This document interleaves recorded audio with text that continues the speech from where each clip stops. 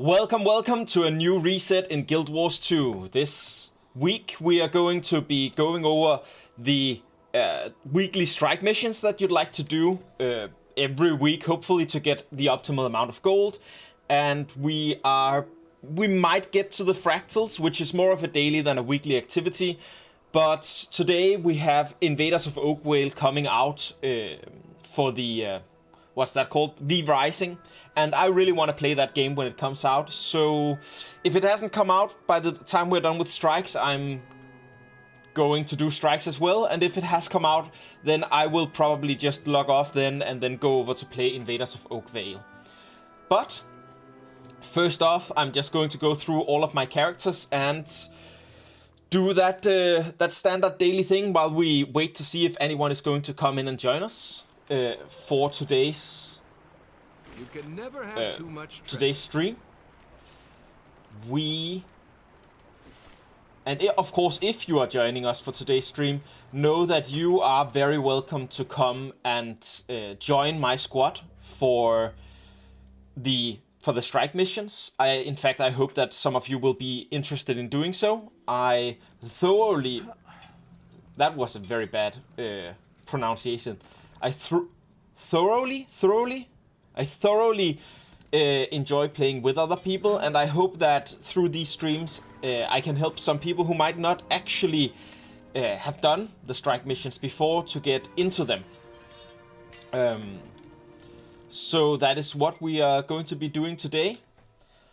I must say though, my thoughts are very much on that Invaders of Oakvale expansion, because it's just really exciting to have the Twin Blade, which is going to be a new weapon. That it's a survival game for those of you who don't know V Rising.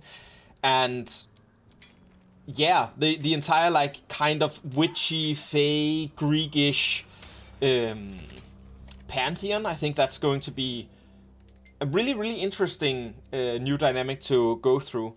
I must admit I haven't actually beaten Re-Rising myself yet. I have up to Unbrutal difficulty, that is. I lack 3 bosses. I haven't beaten Solaris, Adam, and Dracula on Unbrutal. And I'm going to be excited to see if I can do that with this new expansion before a server wipes or anything like that. Yeah. So that's my intro. We're just going to be going over this and seeing if we can get all of the value. I need to fill these last 2 slots with something else. I have 1 slot that's always quartz crystal, that I have filled out with quartz crystals, because when I do the daily run through my home instance, I want to create a charged quartz crystal, and that requires me to have some in my inventory, and instead of having to restock that character every time, just having a stack that automatically restocks before any other stacks, because I am filling them with my alts here, is just great, but I don't need multiple stacks of them. So I am going to be looking into what I want to fill up these last 2 slots with. And that's going to be very exciting to me.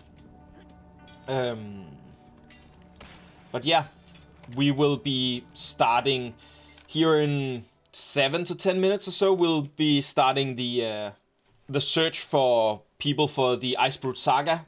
We're going to do all 5 of those strikes, and then we're going to do Dragon Soul as well, and then we're going to go to End of Dragons. I will probably just do the daily End of Dragon strike as well, and then I will do Cosmic Observatory and Challenge Mode. And of course, as I just said, anyone who is watching will be super welcome to join me for any of that. I think that's going to be a fun time, a gas, so to say. That looks valuable. There we go.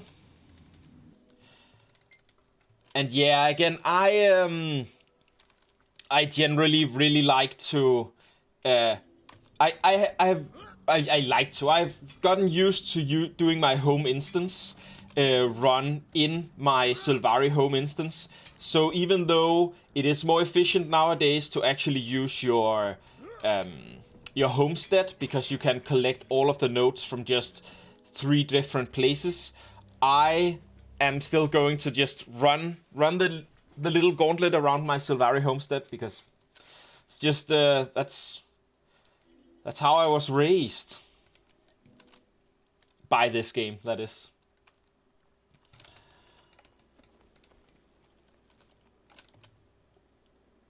Do.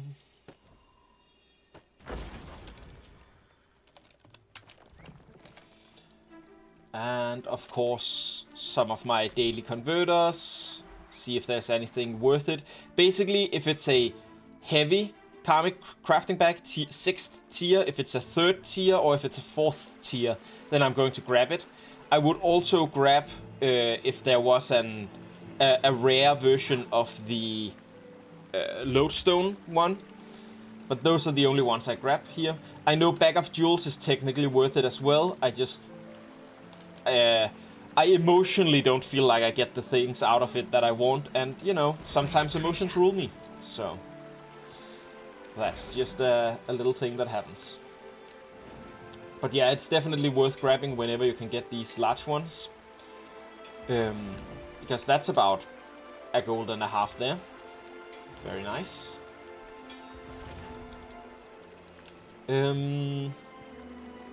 Yeah.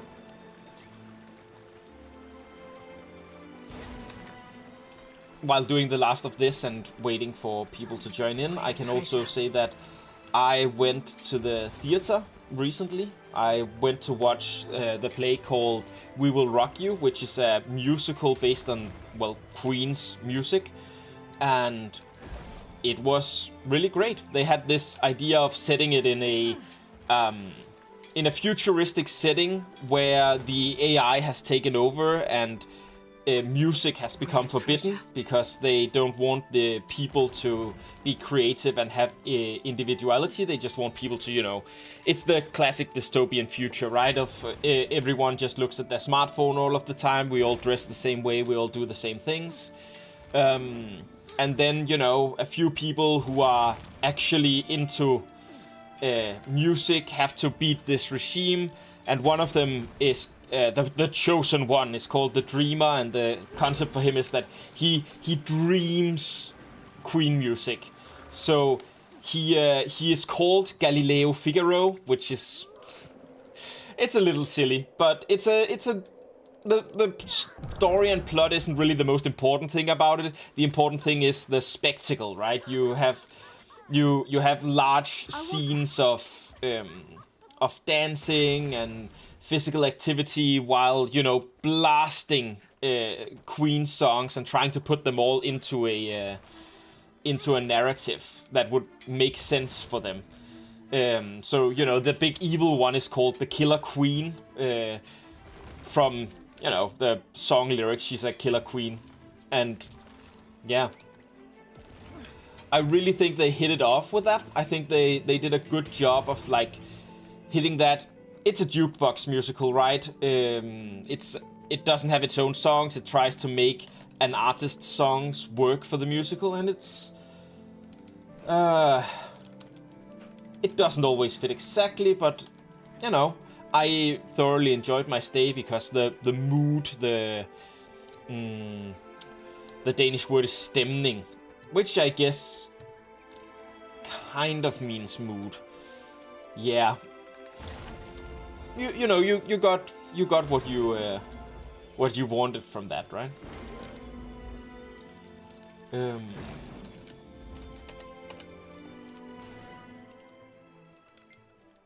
And they had this fun gag as well, where the resistance, those few people who still remembered music, they used ancient names for themselves, and with ancient names they mean the names of artists. So they would be called things like Prince or Katy Perry or whatever, just because they thought that was what people were named back when they were music. And those little, like, disparities, you know, what time washes away, I think is always a fun thing to see.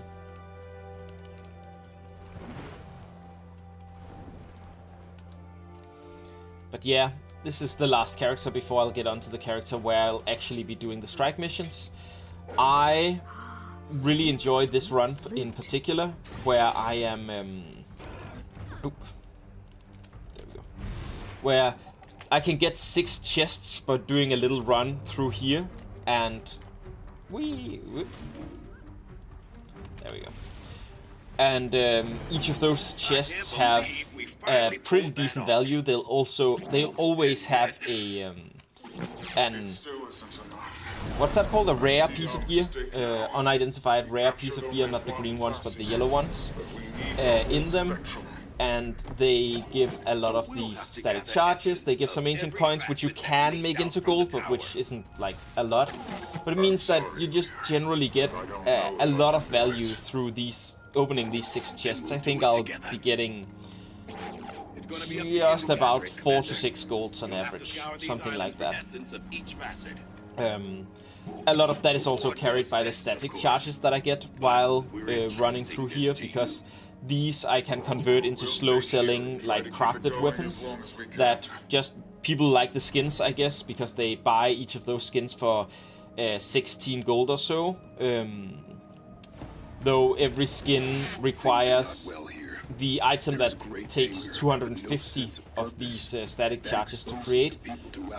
So, you know, it's not every single one of these is worth a lot, but passively I get a lot through running this little gauntlet, so to speak.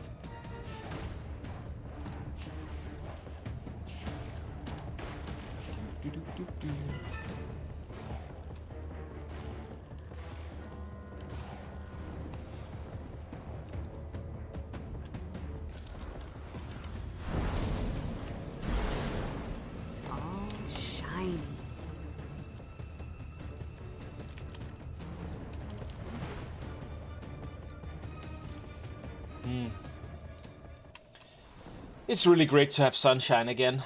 We here in Denmark, I feel like we have a very rough, like spring. I don't know if I'd even call it spring because it was so.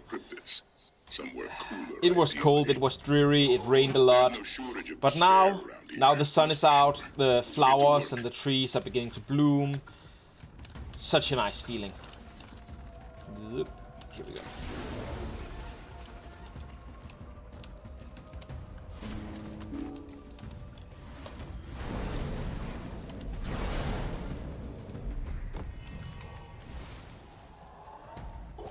You're pretty good at this. Hopefully I'll get to actually join you in a fight one of these days.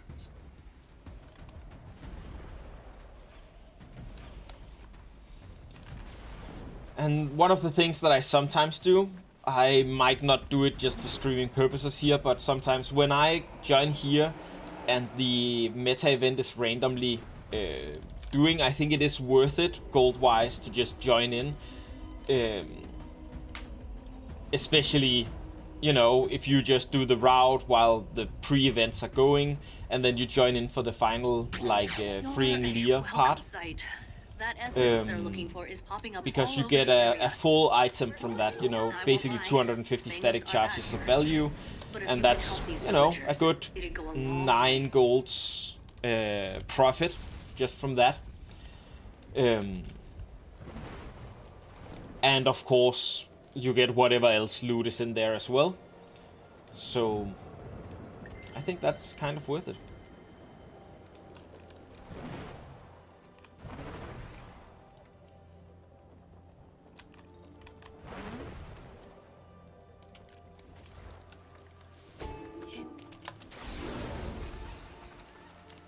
The amount of times that I've killed myself by, like, clicking a little bit too late on my jumpy thing is high. But it feels good when you make it fold out like a millisecond before you actually hit the ground and just break your fall at the last minute. But it isn't really worth it. It isn't really worth it.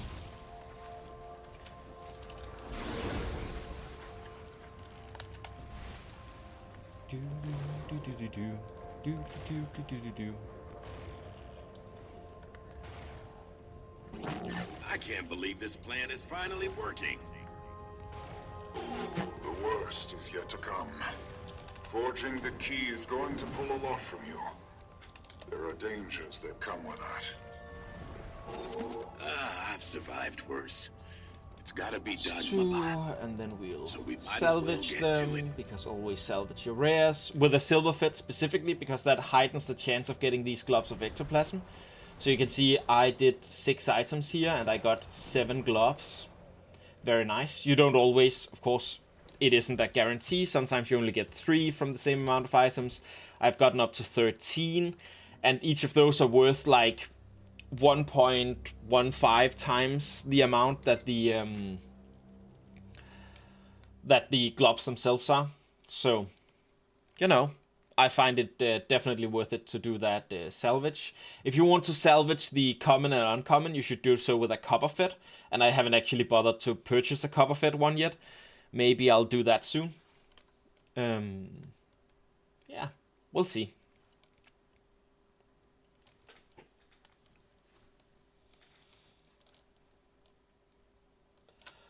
But for now, it's time to begin doing our rounds. We can see here the daily achievements. The daily strike missions are Whisper of Jormak, Cosmic Observatory, and Harvest Temple. I'm going to do all the 5 standard ones that you do from the Icebrute Saga, which means we won't be doing the one called Cold War, which takes about 10 minutes in and of itself. I'd say it's worth doing it once a week, because that allows you to open the an extra one of the chest orbs. I should probably just show those off. That'll be easier than me just talking about them. But yeah, and then there's the fire brigade. That's not what it's called. Whatever. There's a 7th one, which is like a 40-minute escort mission, and it's okay value-wise to do. Steal whatever this one is. It's okay to do. It's just, I find it really boring, so I'm not doing it. But yeah, for everyone, these are 3 of the things are doing this one. Then Shiver Peaks is giving one, and Whisper is giving one, and Cold War is giving one specifically. But for every one of these you get, when you open this chest, you will be getting extra loot.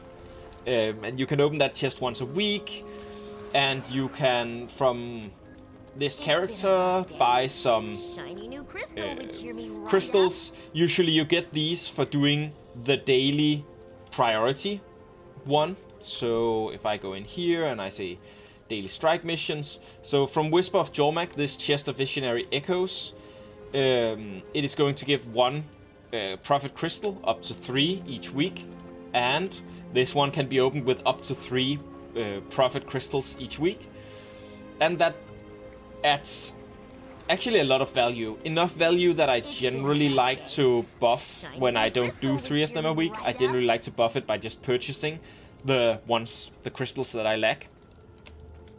I forgot to open this last week, that's why these 3 are already turned on, which is bad. You should always open it weekly. Anyways, we are now going into the part of the stream where we are going to be, and I believe here is the right place for that. Yes.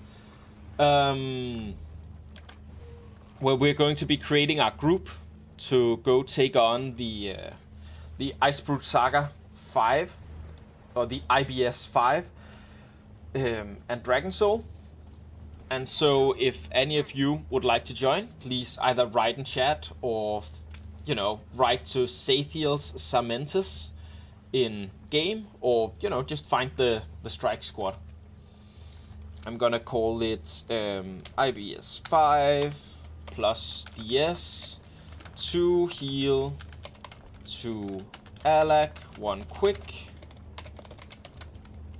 And I'm gonna write that this group is being chill streamed over on Mook Chivalry, so that people knows what they're getting themselves into, that they are on camera when they join.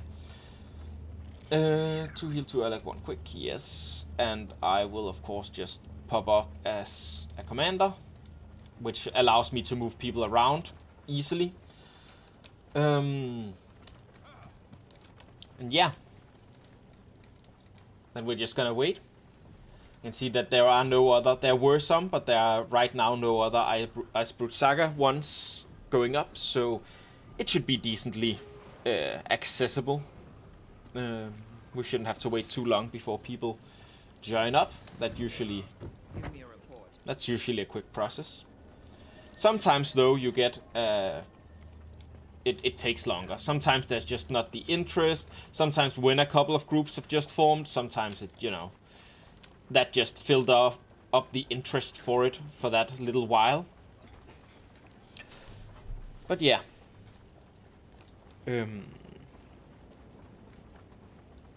It's worth saying that if you consider grabbing your own commander tag, because then you can also put groups up for things that aren't actually being grouped up for right now, I find it really worth it, because it's nice to just always have that accessible, and you really don't have to know that much as a commander in general.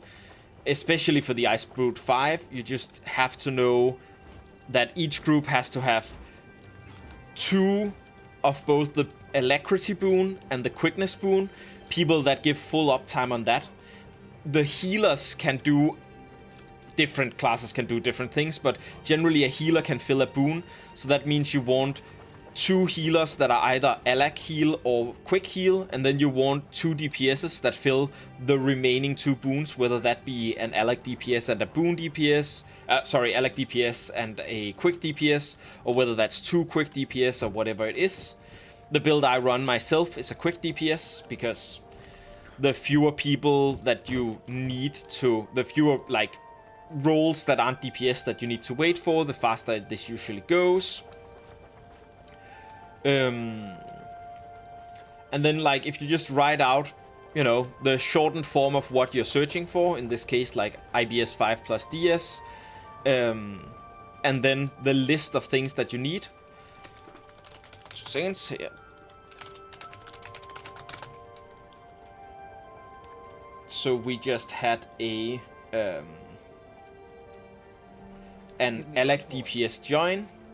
So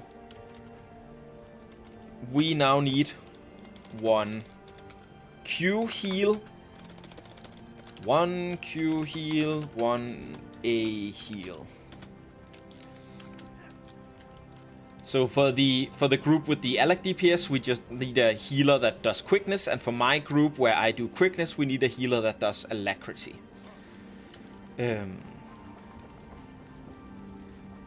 Oop. Hey, can you do Q heal for now, please? We just got a person willing to fill, which is great. Alright, I have to do that, and then this, and then I shouldn't close this while I'm still forming a group. Perfect, we just got another fill. That means we can just write DPS. Perfect. Infernoids, please go A heal. Everyone fights for something. And welcome. There we go. We now have all the important roles filled out. So now we just need to wait for some DPSs to join. That's usually even faster. The second you have both your boons for both groups and your healers, then, you know, things are usually fast. But of course, when I say that on a stream like this, it's gonna take longer, because that's just how it works. Karma or whatever, I guess.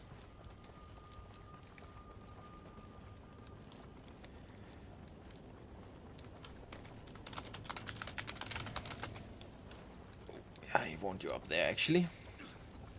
I also try to mix it up so that the different groups gets as many different roles as possible. It doesn't matter with everything, but for example, if you have 2 thieves in your group and they do poisons, the poison stacking on the same group can be kind of annoying, so it's nice to like split them up. So I just try to like look and see, you know, we had an engineer down here, we lacked one up there, I'm just gonna put it up. I don't know if that matters for engineers, because I haven't actually set myself into how to play one. But it's, you know, it works out.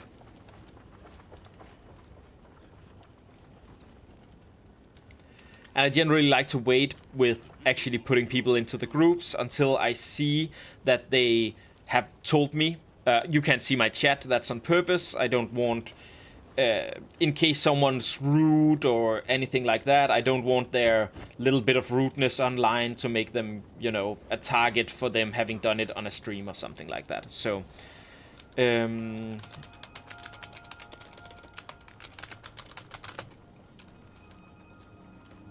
but yeah, we're now full.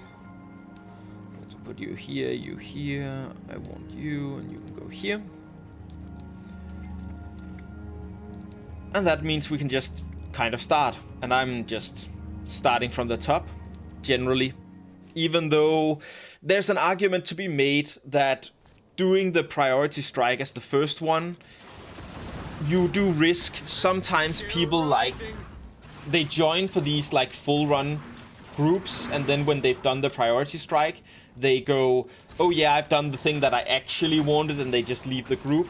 So doing the priority strike as the last one you do actually does ensure you a little bit about that, but I'd rather have faith in people until I see differently. And yeah, it just feels right to me to just do it from the top down.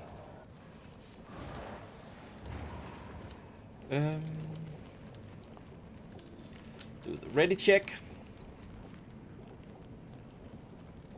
Sometimes the ready check doesn't occur on everyone's screen. There can be some bugs. If that ever happens to you and you don't have a ready check appear when the group leader ready checks you, you can press P, and then there will be a button here where I have my ready check button, where you can confirm your readiness. Because P just opens like your squad, your party like interface. So for example here, one of the people haven't pressed ready yet. That's probably because they were picking up boons. They came in a little late. There we go. So they just did it. Oh, right. I just switched this off to the worm. There we go. I almost forgot. For this boss specifically, there's a tactic where you, as a necromancer, when he goes to 25%, he has an ability where he throws balls everywhere. And it's just... those can be annoying to dodge, and they can cost a group the victory. Like some people will die to that fairly regularly. So, but putting the flesh worm just in the center, those bubbles will all pop in there, and as long as people aren't in melee, they'll easily survive it, and it just makes the last phase of this boss super easy.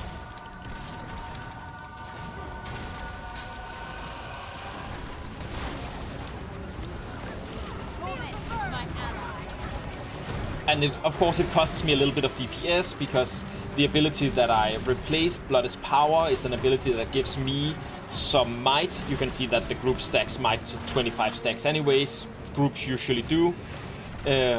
Oop. I don't know why that dealt enough damage to down me, but it happens sometimes.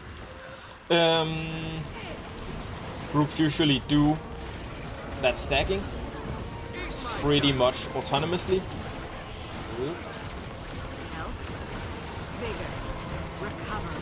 So then here. But the other thing that Blood's Power does for me is that when I click it, it adds 2 poison stacks and 2 torment stacks to me. Torment stacks because of a talent that I have.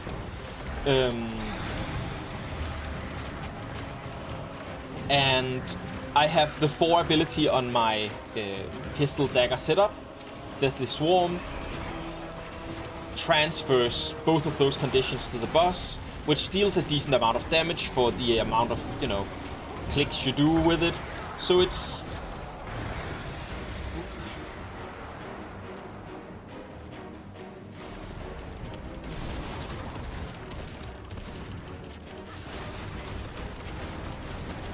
Okay, we've reached the last phase here. I'm just going to make sure that I get this right.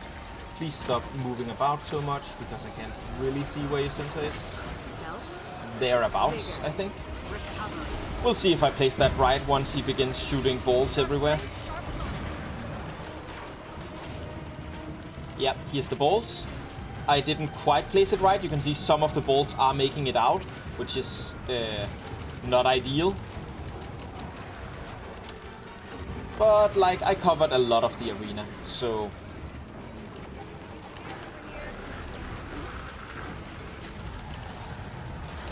There's a lot of space to stand. That's Whisper of Jormak. Like, there aren't really any super difficult strikes in the Icebrute Saga rotation. I highly recommend it. It's also one of the most profitable rotations you can do, and it resets daily instead of weekly. It's good. It's good. Just generally, I'd recommend, especially for beginners at strike missions, to begin doing the Icebrute Saga. And of course, I wait with my chests because of these experience points. I want them to come out here while I'm outside of the strike mission, because I have done my Central Tyria track already, whereas I haven't actually finished up my mastery track for the Icebrute Saga stuff. So that means I can farm. You can see here I need more mastery points to actually track this, and that means I can farm some spirit shards faster by actually just getting the experience in the out of instance Eye of the North thing. Yeah.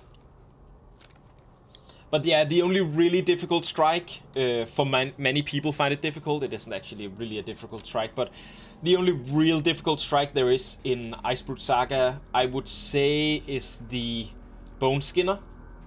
Bone Skinner has this ability that it does regularly throughout the entire fight, where it lifts one of its right paw. Specifically, it lifts its right paw, and when it pounds it down, it adds a lot of, like, underneath every player where they stood when it started casting that ability, there will be a damage zone, and those kill you really quickly if you stand in them, especially since you're stacking in all strikes. Especially then, they will kill you extremely quickly. But there is a simple counter to it, and the simple counter is just to walk to the side as a group. Just stack up so that you don't get those zones too many places, and then just walk a little bit left out of the zones every time it starts. And you can look two places for visual cues to those. You can either look at it lifting its claw. That's what I generally like to do, because I'm looking a little bit more up. Whoa, I can't. Why can't I click? There we go. I'm looking a little bit more up in that encounter. Or you can look at the zones as they spawn underneath people. And if you're a little bit late, if you don't feel like you have time to get out of them, just, you know, use a dodge roll. You can dodge roll out of them without any real problem. I can see that someone is already made their way to here. So I'm just going to wait here, and I'm going to teleport up there. There we go. Commander, you heard Perfect. correctly. I should be there. And do a little raid check. And a lot of strike bosses, this one included, like, doesn't attack when you walk up to it. It doesn't attack until someone attacks it. Some of them do, so, you know, don't begin walking up to bosses before actually knowing if it's going to attack or not. Damn it. Sharper still.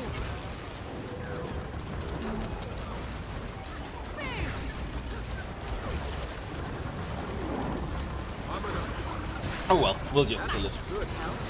This is truly one of those bosses that it doesn't matter. It's... This boss is so trivial. I don't know if you could solo it, but you could probably solo it. Like... Nah, you might want to have a healer just for random damage happening. But like 1 DPS, 1 healer, you'll probably get this boss down. It's a joke. But yeah, still, don't do what I just did. Don't pull the boss before a ready check is finished. I misclicked as I was actually looking to find out who wasn't there so that I could write the chat and be like, hey, are you going to teleport? So that we can get the boss started. That's how you do it the good way. The bad way is to just BM, start the boss. Don't recommend that. But yeah, as you can see, that boss, not really a problem. Ooh, another bot on Twitch. Interesting. I still haven't quite figured out how I get those. I use Restream, so I'm not directly in the Twitch chat. And I am trying to figure out how I get those bots, like, You can never have too much removed, that chat things removed from Twitch chat directly. I'll just go click here, and I'll just, while the other people look into getting there, I might just click over here and see if I can go...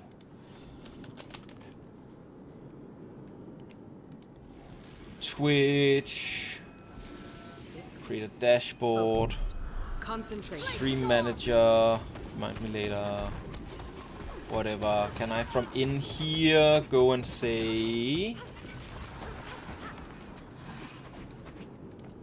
how do I tell this comment to go away? Do I click the name and say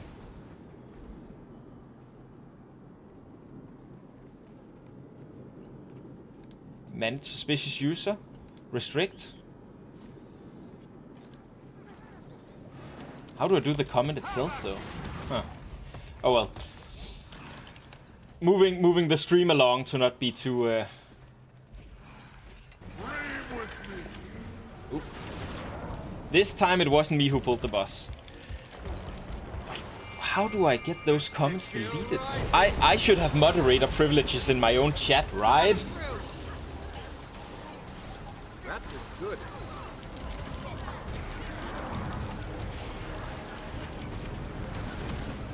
Ah, here we go. Turn on shield mode. There we go, I think. And now I can tell it to die.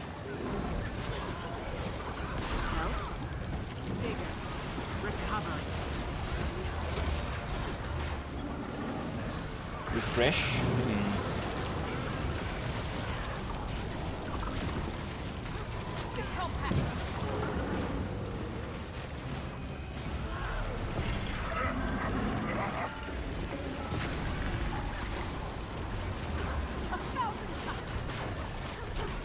Oh no, shield mode isn't what I thought it was. I thought shield mode was a mode where I got to do more moderator stuff. But it's a mode that restricts the chat, and that's not the intention. Oh well, I'm not doing very well in this fight. Again, it's Icebrute Saga strikes. They're not really difficult, but they're really good gold, so, you know, I highly recommend getting them, like, whenever you can. I'll just let that best viewers on Streambo comment stand for now. I'll find a way to get rid of it between streams. As you can maybe feel, it does bother me though to leave it there. Like, damn those spam bot comments. Alright, I wanted to get out of it before I actually accept this, because, again, you can see I have my Central Tyria, not Mastery, but yeah, Mastery unlocks, which means I have the experience bar down here in a second when it loads. Elevator music cue. There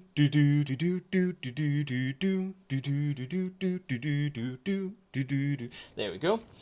The experience bar here is uncapped, which means I can earn spirit shards. So by waiting for it to get here, a spirit shard is worth about a gold 10 silver, something like that.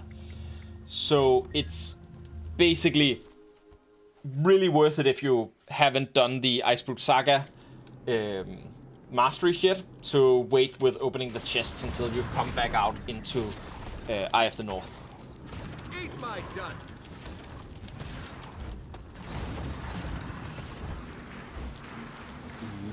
Make sure to pick these up. I don't know why Guild Wars. It's been so many years, and this thing still sometimes just only drops 28 of the power thingies, mastery power thingies, and it should really just always drop at least 30. Like,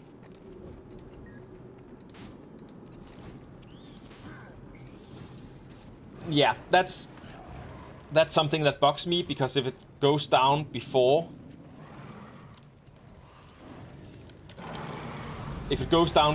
doing the oops, there's the first one, and you can see the damage zones here that I was talking about earlier, and see it lifted its leg there. That's one way to see it. And everyone press N when it goes up on its hind legs, because that's the only way to actually get it broken here, is if everyone makes sure to press N there.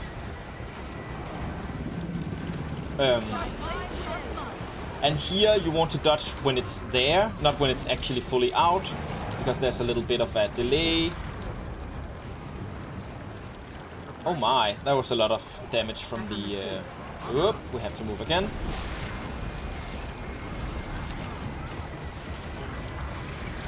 So yeah, this is the most difficult one of the strikes in this. Again, N should come up here. Yep, press that to get as much of that damage bar done as possible. You know, what you can see here is that this group isn't really good at making sure to press the special button. You can still easily do the Bone Skinner. It's not a big deal, but you will get it faster if you actually press the special button there, because it will break, and that will mean double damage done to it for the next... I think it's 15 seconds with Bone Skinner, something like that. So it's just one of those, you should basically always press that N button when it comes up, when it goes up on its hind legs.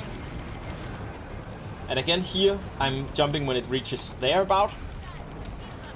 Or jumping, dodging.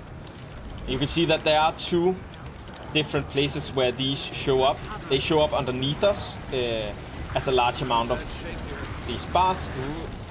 You can see also we are getting a lot of damage done from the mobs out here, because the way that you actually do Bone Skinner in groups these days is actually a cheese method.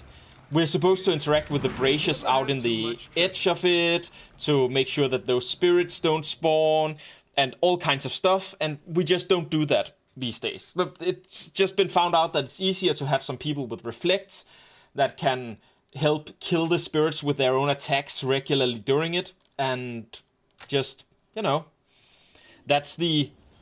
I don't even know if it's the easier way to do it, because I've literally never done it the correct way. And everyone knows that you're supposed to do it the way that we just did it. Yeah. Health, vigor, recovery. Anyhow, I forgot to open this chest while I was outside, so I'm just gonna save it. Just gonna not open it until we're done with this one as well. Do.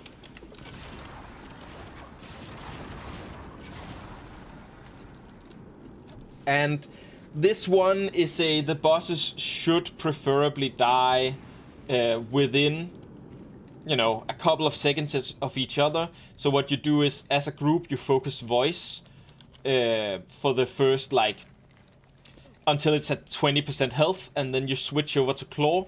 And it's important that everyone is stacking kind of up here in the beginning, because especially with pets and the like, when claw jumps, it might jump to one who is far away, and that loses us a lot of AoE damage, which when we can AoE them like this, they are close to each other. That's great. That means we get a lot of damage in. That means we are going to kill them faster. All of these small optimizations that don't actually mean a lot to whether or not you succeed the strike, but which just, it's nice, right? You can see that we've killed like 30% of claw already, just because we deal damage to both at the same time here. And they're going to jump away from each other here in a second. We're going to focus on voice for another like 10% or so, I'm going to say switch in the chat now, so that people know that we're supposed to go over and kill Claw now. It's not a big deal if Voice dies here and we have a lot left on Claw, because you can definitely, with just healers that are doing an okay job, you can survive the first, like, kind of a long time of this special animation, so to speak. But, you know, we did it nicely here. It worked out. Everyone's happy.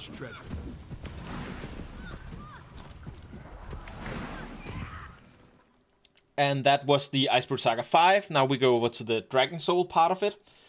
Dragon Soul is also one of those, it's always value to do. It's value to do that one daily if you have the time. It has a chance to drop some really, really high gold items, and it gives you some, like, gives you a 6-10 gold, like, just what drops always.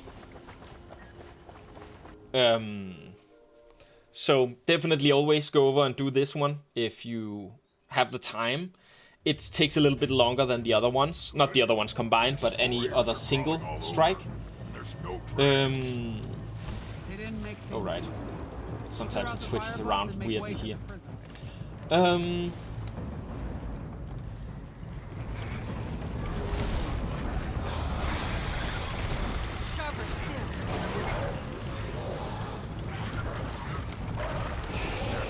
In this one, there will be 2 bosses that we have to get down at the same time. Bram on one side and Ridlock's son on the other side, and that means we have to split the group up into 2 groups. That's something that you as a commander has to be on top of for this one, because everyone will be expecting you to call out the group numbers. Usually you will just call out that 2 goes fire and 3 goes ice. You can switch that around if you want, just make sure to call it.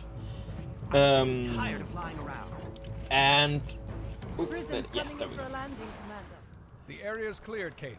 Bring him so down. I'm going to do the classic here. I'm just gonna say group 2 ice, group 3 fire, smiley, and people will know where to go, because we just check which group you're in when the commander calls that, and then walk to there. The ice dragon will spawn to our left, and the fire dragon will spawn to our right when it becomes time for that. And Ryland will move to the frost dragon, and Bram will move to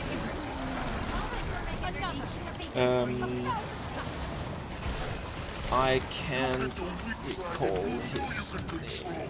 He stands by the copter. Jormag has not yet joined him, champion. You must draw them out. That feels good. We're long past excuses. There's the last guy. You can see that there's someone not in our instance by their icon not being green. Nice. Very nice. The other guy, the Char.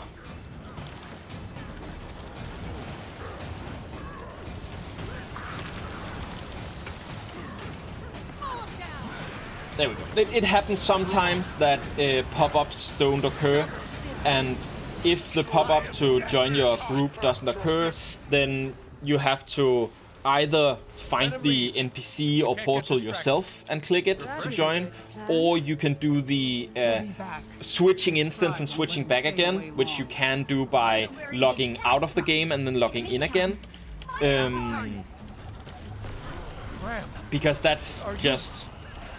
That will reset its prompt. I was about to say AI. It's not AI. It's just, you know, algorithm. Like it'll make it prompt you again that your group is in an instance and you should join them.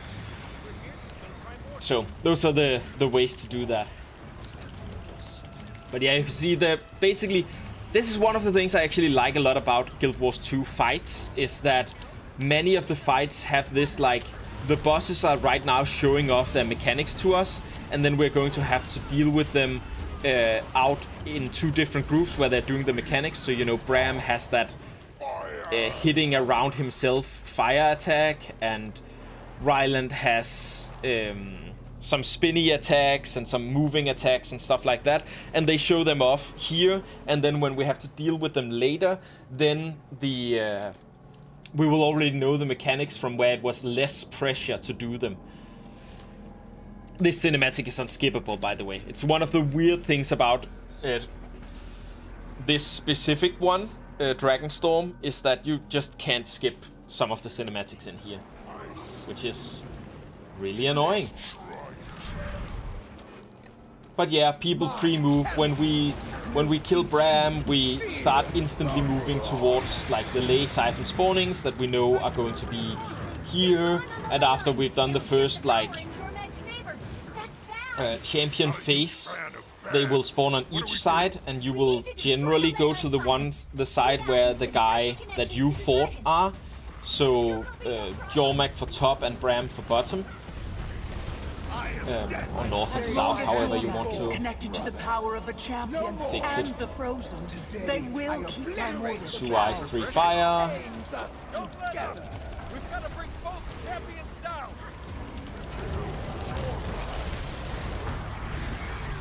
You can see he does a lot of attacks. We have someone buffing us with stability, which is great. That just makes it a lot easier, then you don't have to dodge as much stuff.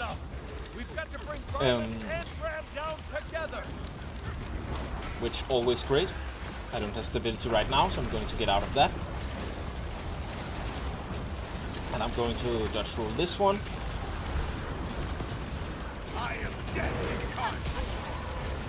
And these two also have to die at the same time. There's going to be like a 25 or 30, I don't actually remember, second timer from one of them goes down, where he will get up again if the other one hasn't been killed. So if you're a DPS and you're seeing this battle, and like if you watched the stream from yesterday, the group I was in was doing a lot less damage than the other group. So our Ryland had like 30% health left when their Bram was almost dead. If you see that happening as a DPS, you should feel free to go from the group that is doing more damage to the group that's doing less, to help like make them both go down faster. Now. The champions are hanging on to dragons by a thread. Of course, as you can see, that wasn't needed here. We got them down at about the same time. Then we all move to this. These are basically, it takes 5 clicks of this to get the dragon down, which means if everyone just goes to their favorite dragon once, then the dragons will go down, and we'll move on to the next phase, which is the lay siphons. And I was just about to go south when I should actually go north. The frost siphons are north, and the fire siphons are south, and I was fighting the frost guy, so I should go to the frost siphons of north. There we go.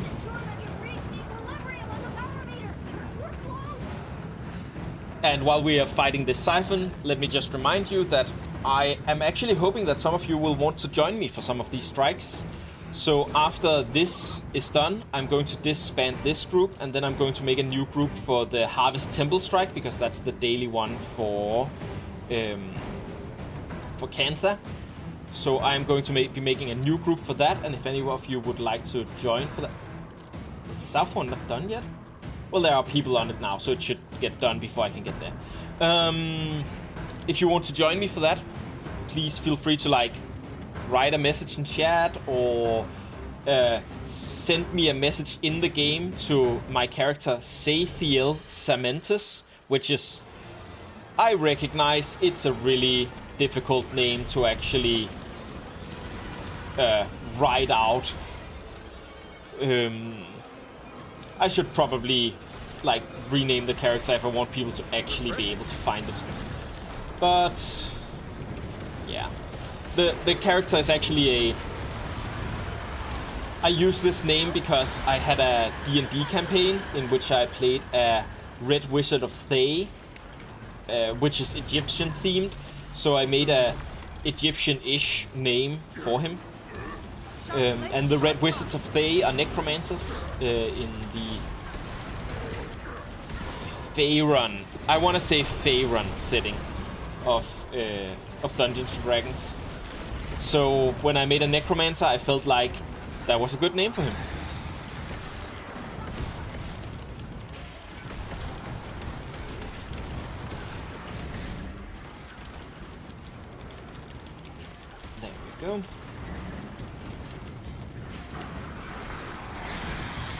But yeah, I'm a big D&D nerd. I don't know if any of you guys play D&D.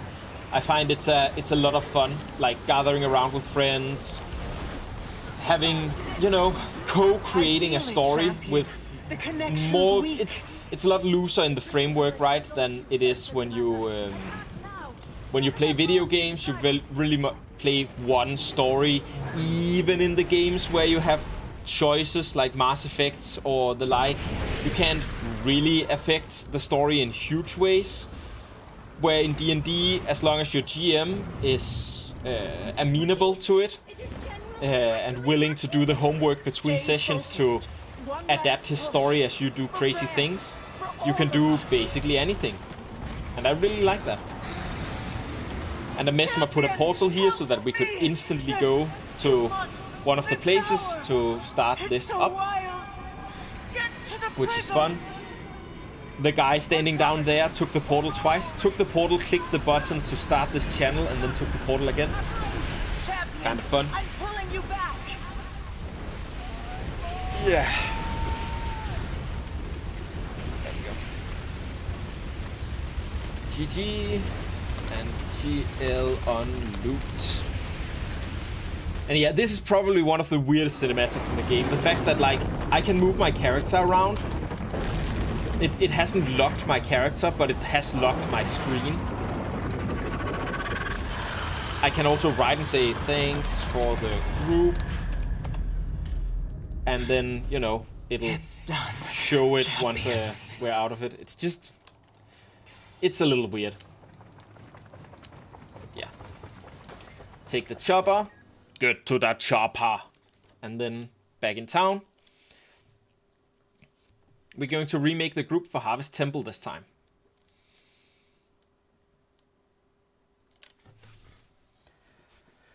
That looks valuable. Now you can see just these memories of Oreen, these 6 memories of Oreen that are a guaranteed drop every time you do it.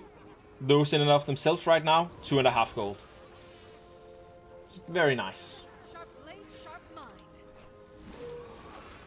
Oh, and of course you also get some, just to show the conversion here, you also get some Tyrian defense seals. Buy these, like, discounted boxes. Even the least valuable discounted box is worth more than the most valuable non-discounted box. But you can optimize this to only buy the boxes that are, you know, the most discounted, gives you the most value. You can find that on the website Fast Farming. I recommend that to find basically any information about the game, where, it, you know, when it comes to how much can you earn from different things. I find that website honestly invaluable. Just gonna take a little sip here. A little sippy sip.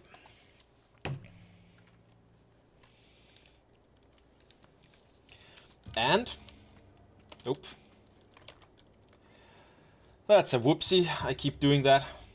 I don't actually want it to come up with my contact list, just because the less I show that to the internet, the better. Just because none of the people on that list have chosen that I should stream, and so it doesn't really seem fair to make them, How may I be of service? you know, have to be broadcast into the world. Anyhow, basically, same procedure as every year, James, which means we are going to say Harvest Temple, HT. And I'm going to write daily because it is the daily quest. And I'm going to ask for 2 Alak, 2 heal. I like to put the heal first to know that I have space for that. 2 Alak and 1 quick, because I provide quickness as well. And I'm going to let them know that I chill stream this group so that people know what they're getting themselves into before joining. And of course, you guys feel very free to join the group yourselves. It would be my pleasure to have you along.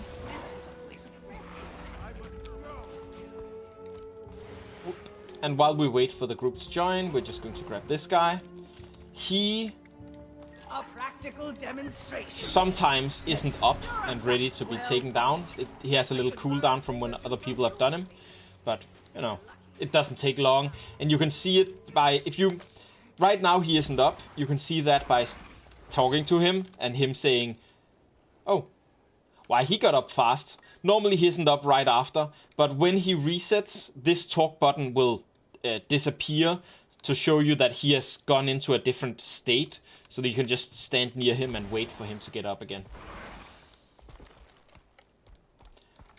Had it been any other game, I would have assumed that they'd fixed that, but like I just talked about those 28 stacks of the buff that comes from the obelisks that really should be 30. Like, I don't think Guild Wars fixes small mistakes like that ever. So, yeah, I doubt that's what's happened here. Right, I don't think I did this daily vendor thing. Just grab that while I wait. Nothing interesting here. There's of course the weeklies. Right now I have a big amount of these, so those are the ones I buy the weekly ones with.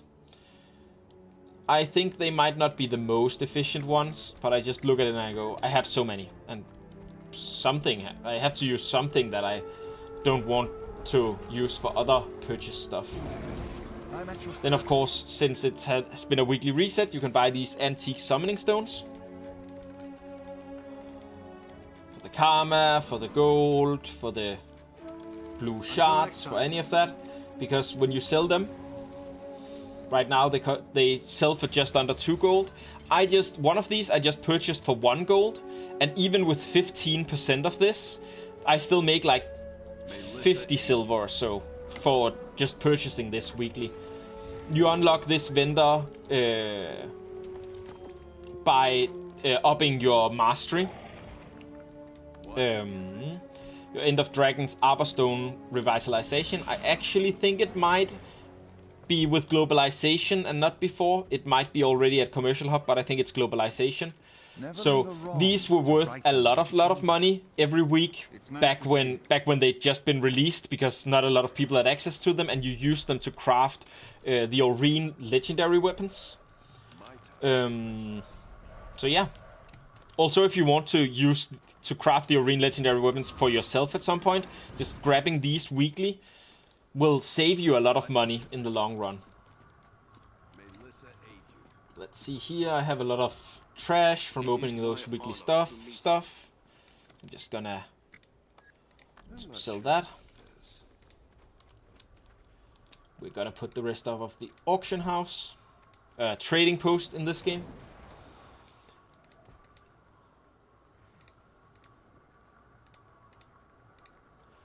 Do.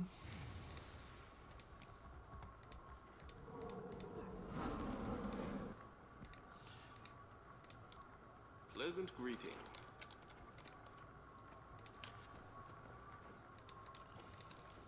I'm at your service. What is it? Just all of these. All of these. Nice gear. Create those. Salvage all of them. So you can see I just salvaged 12 there, and I only got 5 globs of ectoplasm, so you don't always get more, but on average you get enough globs of ectoplasm to make the salvaging with the silver fed, salvage-o-matic specifically, worth it for rares. For the copper fed, I wouldn't salvage the rares, because the chance of getting globs of ectoplasm isn't high enough, and so you generally don't get your value back.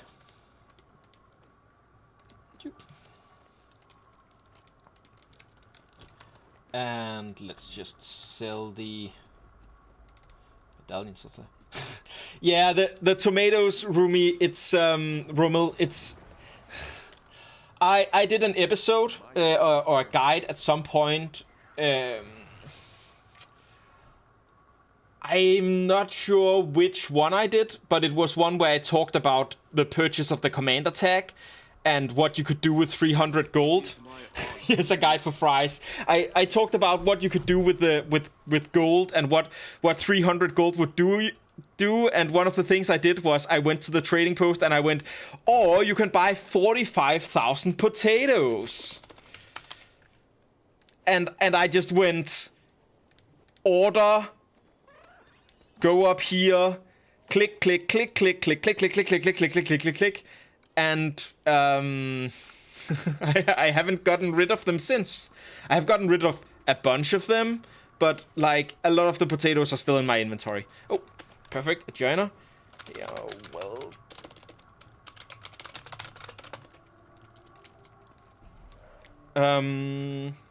That means I just have to pop this over here quickly, so I can just click here, How may I be of service? put this back up. Edit the group description. I just need one heal. One. You require my assistance. A heal. One. Q DPS.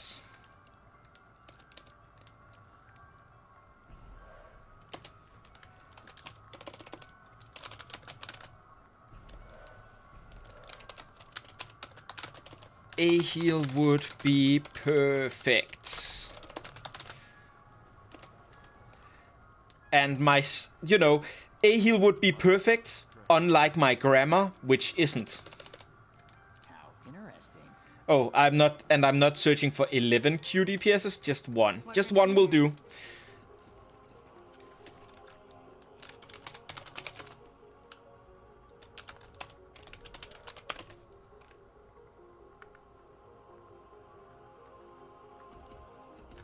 Oh, yeah. Yep, I'm, we need an 80 PS, of course. Thanks for the correction. Heart emoji.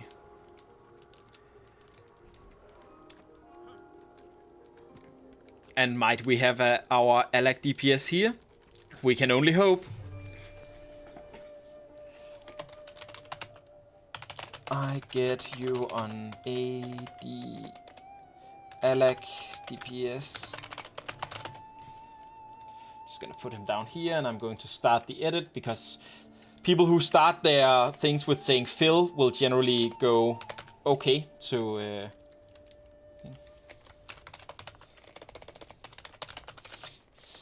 There we go. So now it's just about getting it filled up with DPSs, and then we'll move from this to...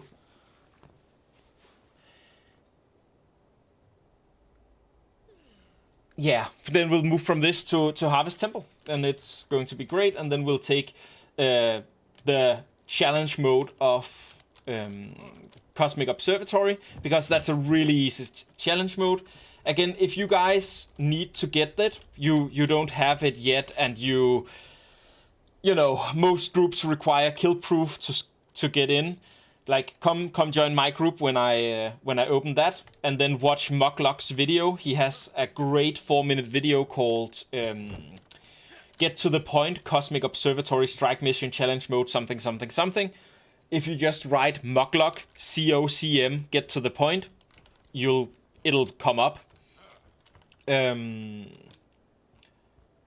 honestly, Muglock is in many ways the reason that I don't go into making strike mission guides or anything, because honestly, I think he already did the best ones. Like, I don't need anything else. 4-minute guides that gives me the mechanics. That's the way I see things as well, and that's what I need to get into something. I do miss he hasn't done any for the newer ones yet, for the challenge modes, that is, and I would love for that to happen, but you know, we'll see.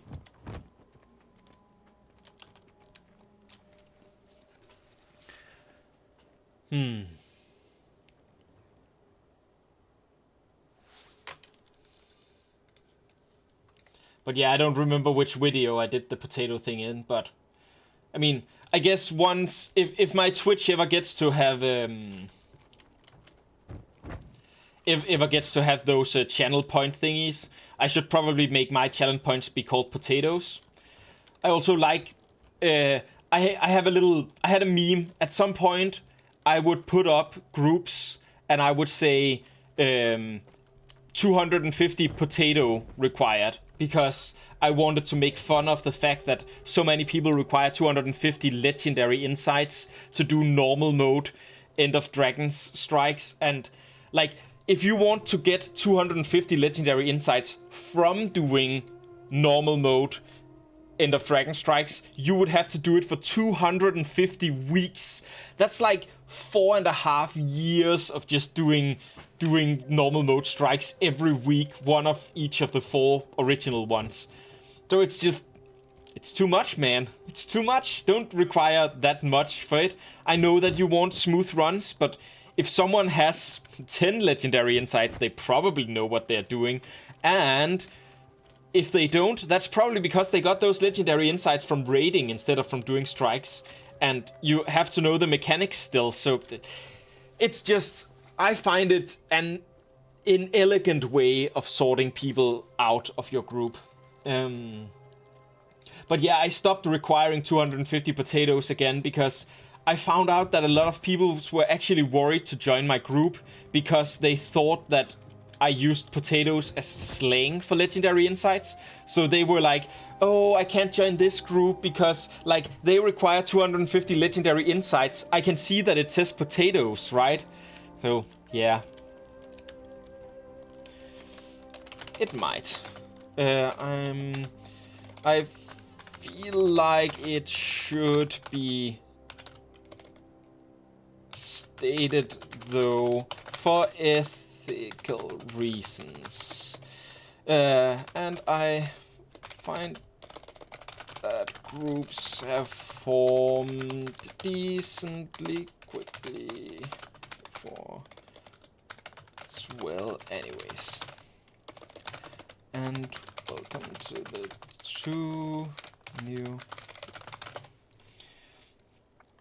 So yeah, one of the people in the squad were just like, maybe the being streamed part of the group description is keeping people away, and I went, you know, I get that might happen. Some people might go like, oh, I don't really want to be shown to the world.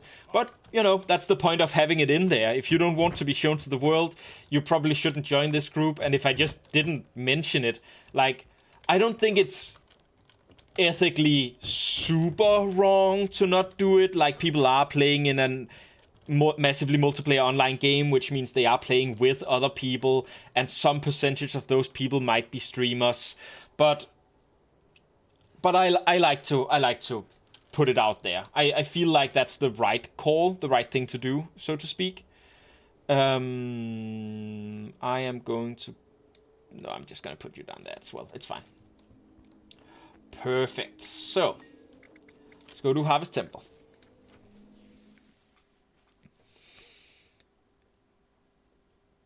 Legendary Insights was never a hard cap. As long as you know your stuff, it's mostly good. Back when I did Fractal Tier 4 challenge modes, back when we had 2, which is like 6 years or something ago, I also joined, said I knew stuff, and if I suck, they can just kick me. That's true. That is true. I also find that many groups who are doing the... 2 seconds, I'll answer that. I'll just quickly write something for chat. Most important mechanic here are the ball handling. The balls that spawn are for the healers.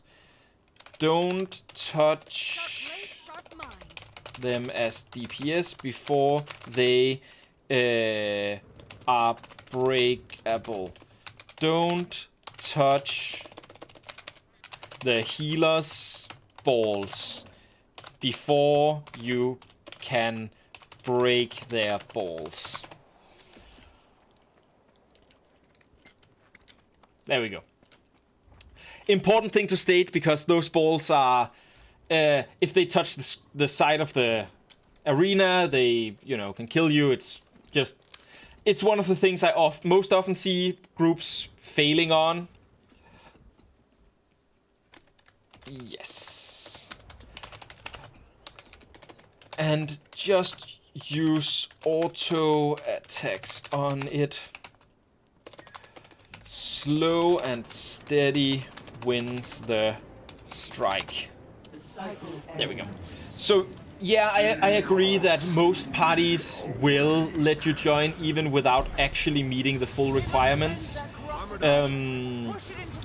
But some won't, and also putting it up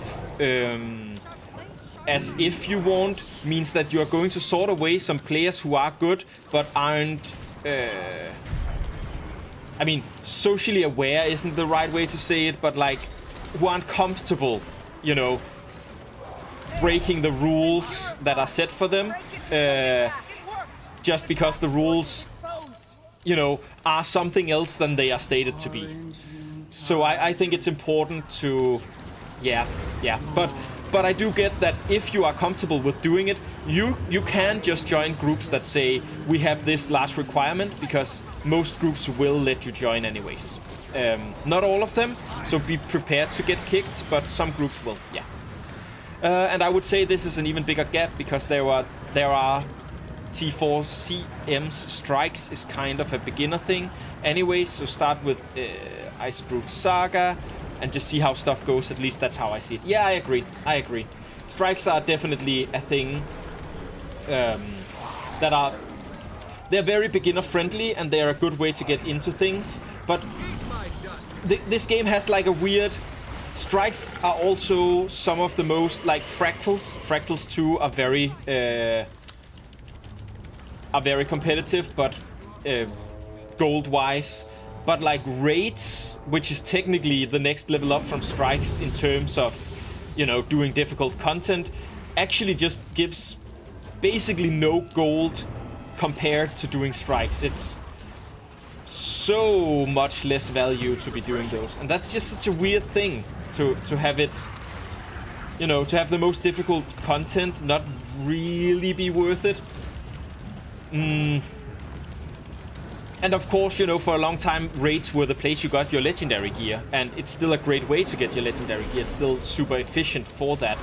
But it is, now that you have the open world legendary gear, and you have the, you know, world versus world legendary gear, and the PvP stuff, you know, it's just... Legendary gear has become a lot easier to get from other ways, and that means that raiding, other than for being a place for people to challenge themselves, has kind of lost its identity in this game, I think.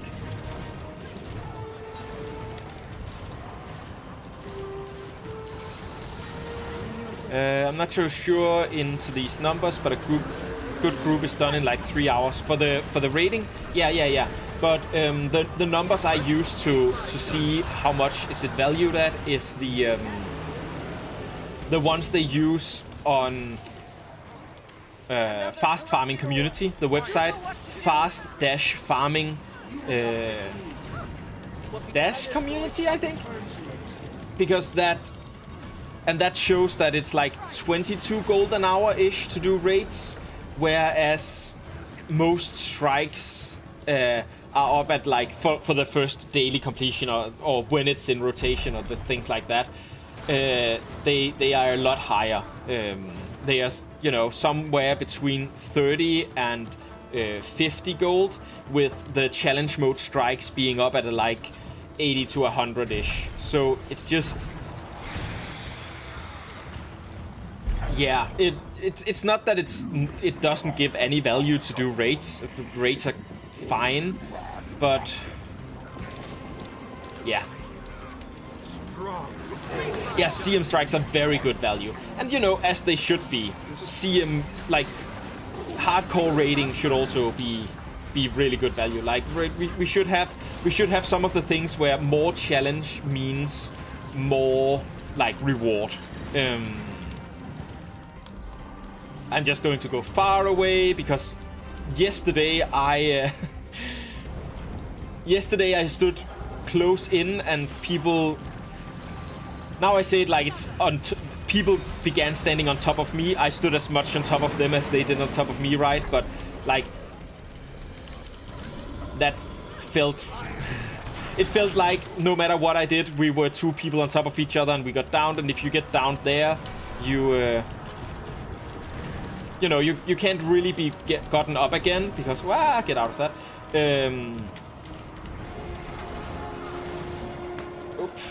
I should have gotten out of this cloud as well, because the pushing things are coming for you. I am too busy talking and not busy enough actually doing the strike. I am sorry to my group for being less than useful right now. Refreshing. There we go. Get some quickness again. Also, weekly capped. Yes, it is true that there's a big. No, that's fine. That's, you know, that's honestly part of why I want to do this as a streaming thing, right? I like having my attention taken away. I like being able to do this as more of a social thing, and I hope that also, like, you seem like a very competent player already, but I hope that also some newer players to the game will see this. We had one in chat yesterday who were new at doing this strike stuff and who didn't actually hit, only been playing for 2 weeks at that point. Like, I want to demystify strikes as much as possible. I want to make it easily seen that it's actually a very accessible thing and that you shouldn't be worried about doing them, even as a new player. Yeah. But yeah, the challenge modes are weekly capped.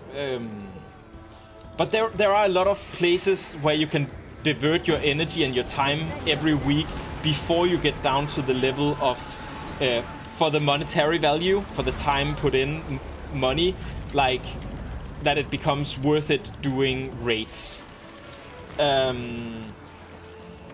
Of course, money isn't everything, right? Oh god, I just stood in everything again.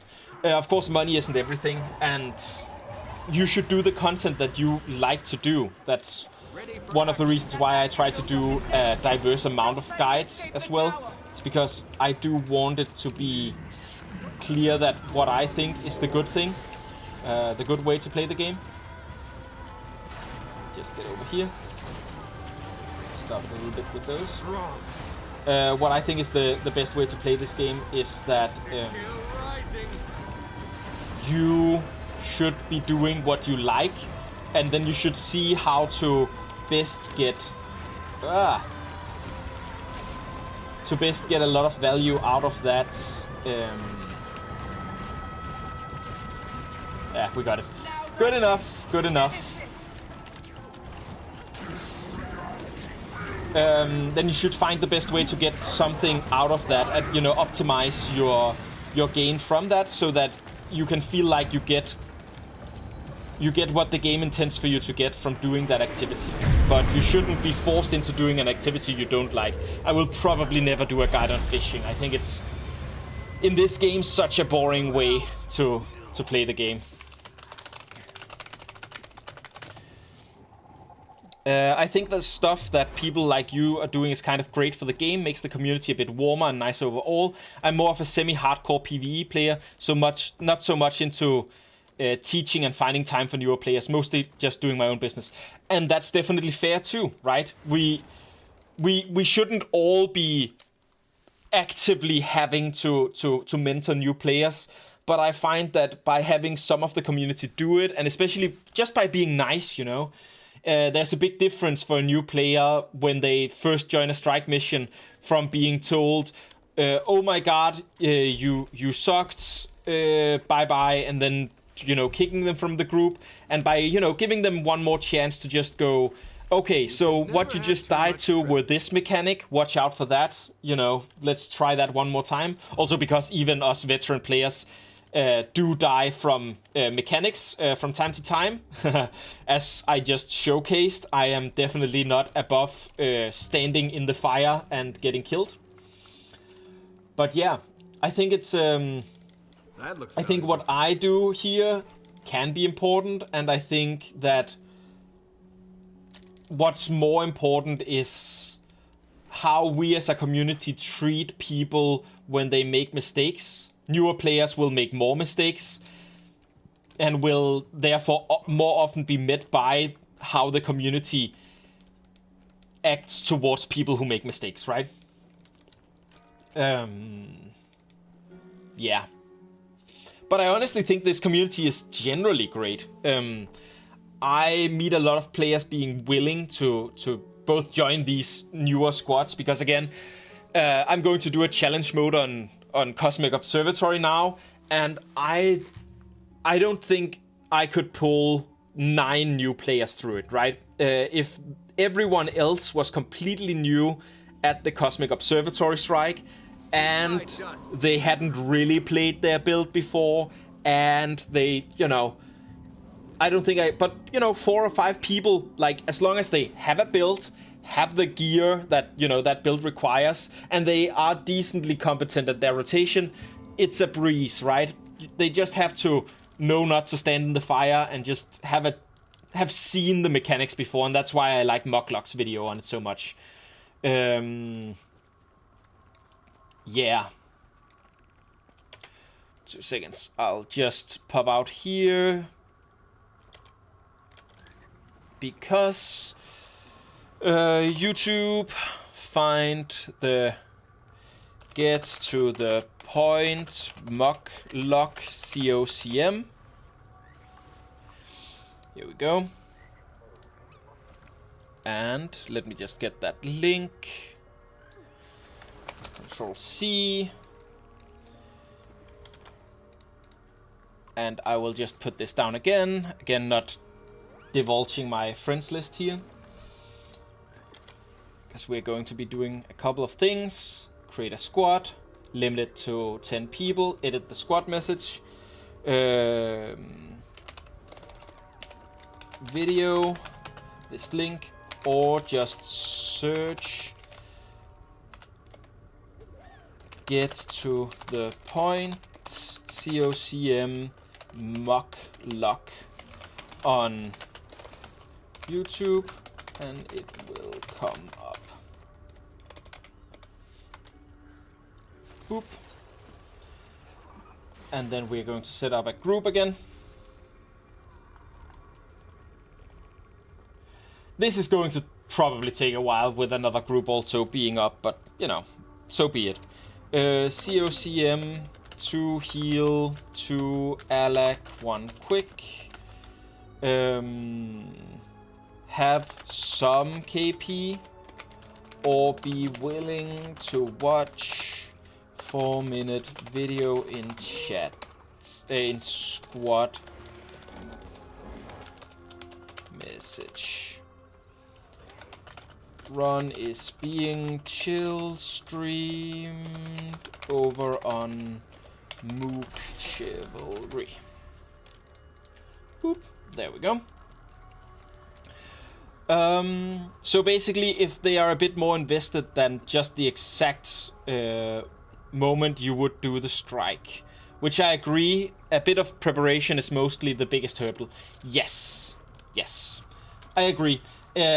As long as there's been just a modicum of preparation, right? You just have to look up a build for your class that is, you know, on Icy Veins or on Meta Battle. Like, either of those will work. Just any build from there for your class that is made for strikes or raids, because those two things are basically the same in terms of what they need. You'll be good.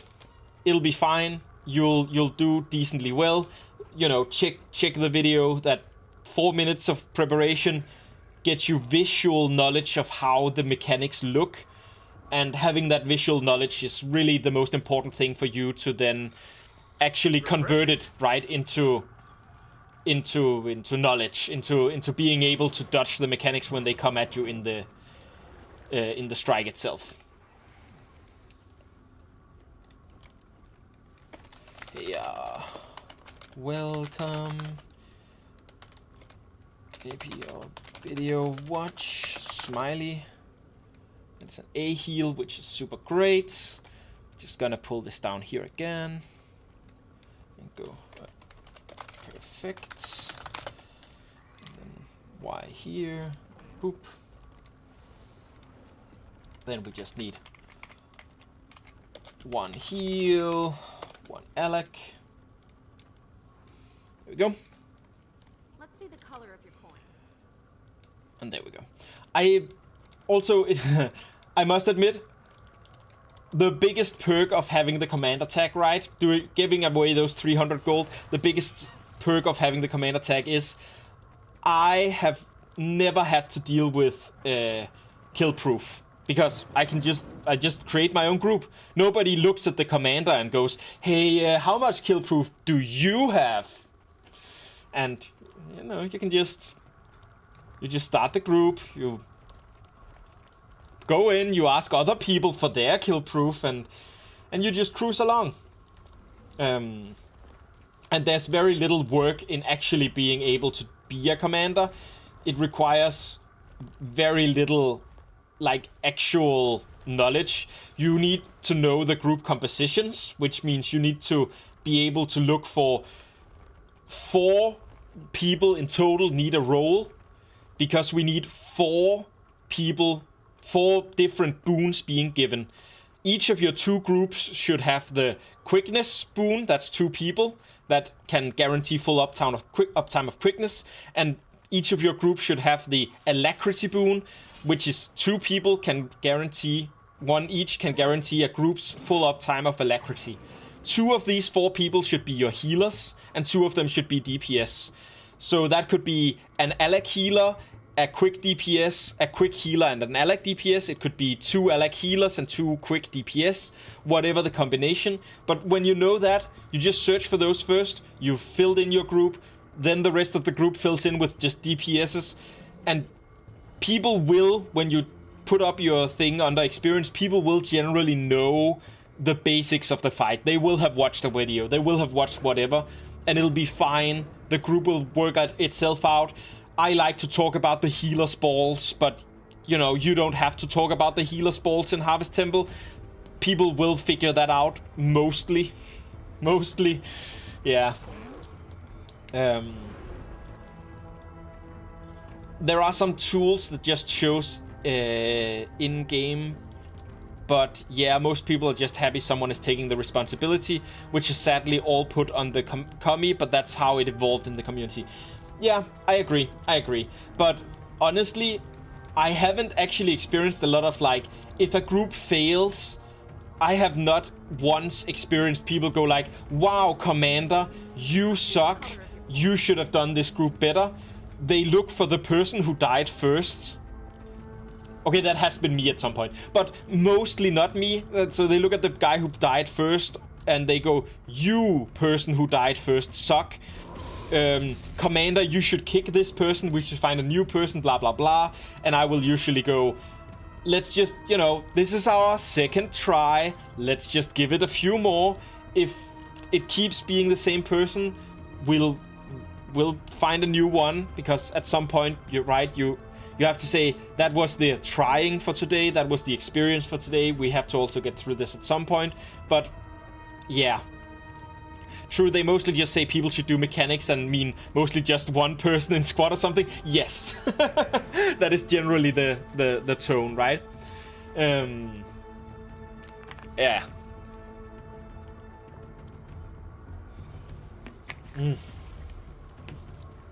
Got a little drink of water. Important to stay hydrated.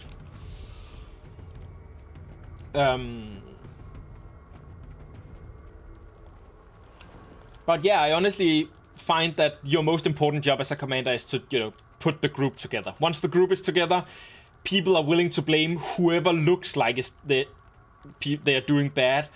Some people do bring their DPS meters into it, and they need to stop that. But 2 seconds. I'll just pull this down here. Why? Click over here.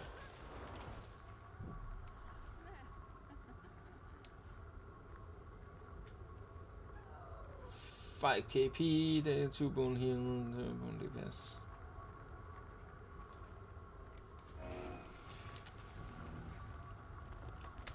Yeah. we will see. Competition is a little weird when there are this few groups for the thing, but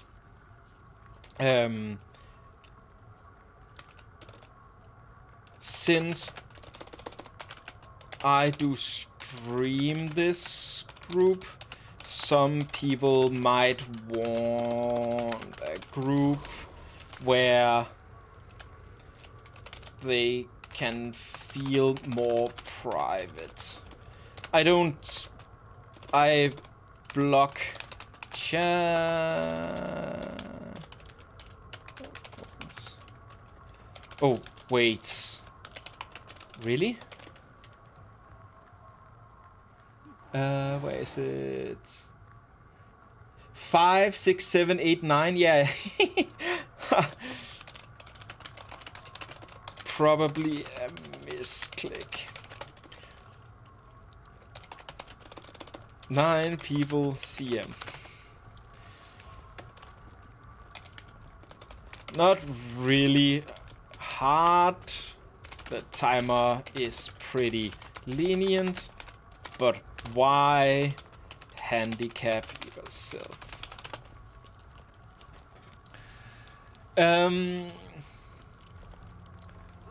I have no Arc since almost 2 years. Well, sometimes I have it installed for new raid stuff, but mostly yeah. It's also a bit of a different mentality. Sometimes it's fun to compete in a fun environment with other friends, and sometimes... Yes. I didn't want to come off as, you know, sounding like I don't want people to use DPS meters. I think DPS meters are really good at self-improvement and at, you know, making your, you know, increasing your own skill. It's nice to know where are you compared to the past. Are you close to doing the benchmark? How well are you performing as a DPS? But and it can be important to look at in a you know, in a group context, especially if you're in a static of some sort. You are trying to, you know, do it as well as possible and optimize more than just needed. That's perfectly fair. But I think DPS meters as a tool for looking at who isn't performing enough. Let's kick them out of the group immediately. It drains some of the fun out of the game, right? I don't think we need it. I don't think we need that amount of optimization for this, like, for this level of gameplay. And I honestly think it creates a more toxic community than it does create a helpful one. Sometimes the DPS meters do catch a person that, you know, deals half the damage of what a normal DPS would be doing, because they might not actually have a build, or they in some other way, you know, just actually aren't good enough at the game to be doing this content yet. But many times people use the DPS meter to go like, you are doing 10% less damage than me. That means you are a noob scrub and should just uninstall the game. Blah, blah, blah. F you and your family and your goat and blah, blah, blah. Other insults. And, you know. So, again, not against DPS meters. I think it's a valuable tool, especially for self-improvement.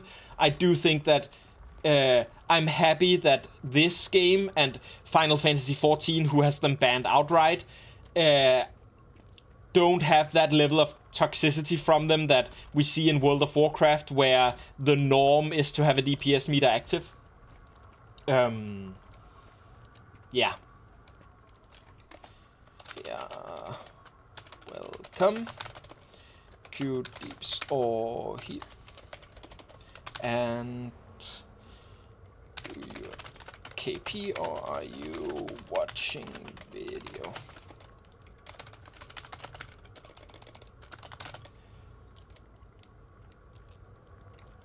We're just gonna grab this again. you up.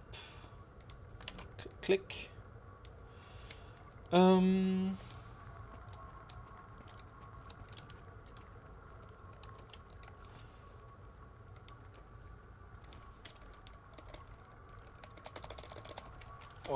Alakil.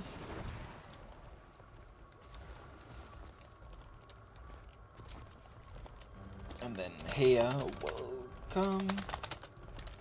You're on video watch. Lee.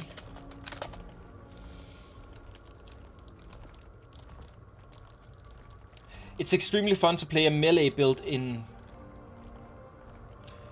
demos with oil and inch the last drop of DPS by DPSing exactly at the edge of the oil, lol. Be a DPS is the most fun for me when I can greed super hard, but I'm not mad or marking people down for not doing such things. Lol, I would be a bit more sad when people actually step in oil cost mechanic over DPS. Yes. Yeah, I definitely get that. That's also another thing, right? With the DPS meters, they do encourage you to prioritize your personal DPS over doing the boss mechanics, and it's always better to have people doing the boss mechanics, right? I will do less DPS when I step out to grab the shooting stars thing, you know, the things I have to chuck at the boss in this challenge mode to break her armor. I will be doing less DPS while I do that, but, you know, we need to break her armor to actually deal any damage to her, so it's still an important activity. Oh, maybe we're lucky and this is an Alakil.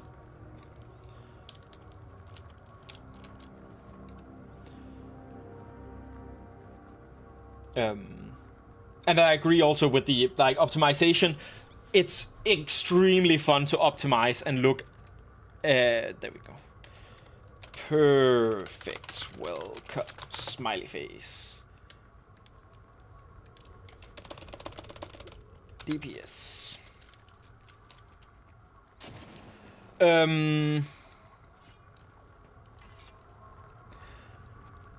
It's extremely fun to optimize, and as you get better and better, you can push your own limits, right? That's a big part of doing challenge modes and doing raids and that kind of thing in every MMO. It's the feeling of becoming better, optimizing yourself, optimizing all of that, and that can be extremely both fulfilling and interesting and fun. And you know, we all get there. Let's see, Sylvarin sent their thing here. Perfect. Welcome. Maun and Lee, are you?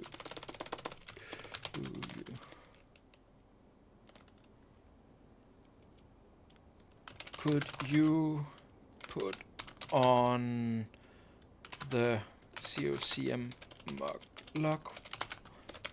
It's just 4 minutes. Should be done.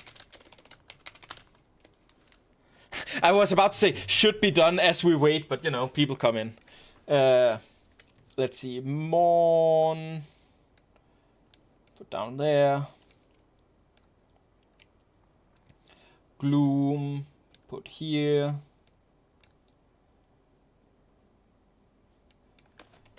Perfectly. And there. And Sepri here. And Phileas there. Perfect.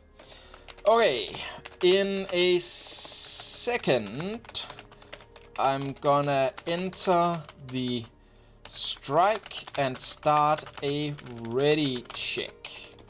We will wait in case. Don't press ready until you've watched the video in case you're on that team.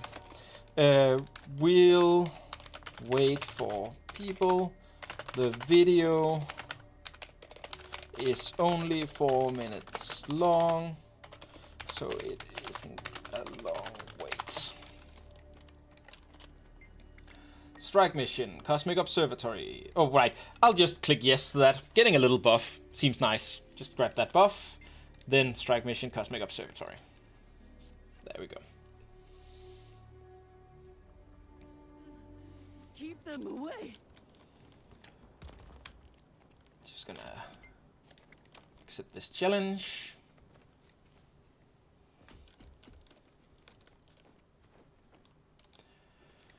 Do.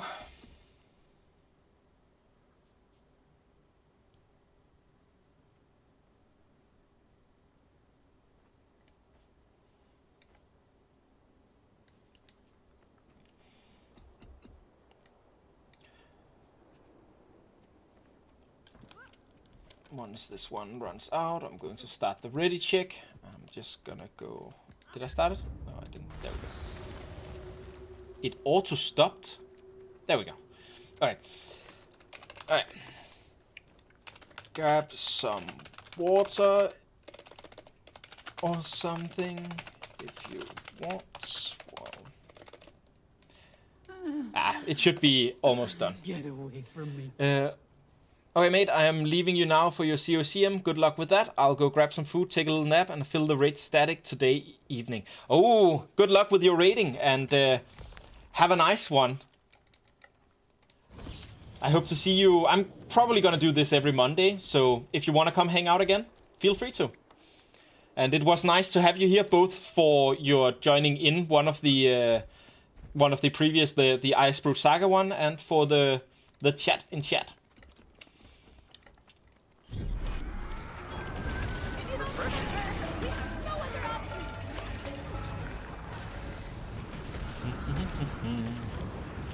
So yeah, that's one of the things we have to be aware of with this boss anyways, is that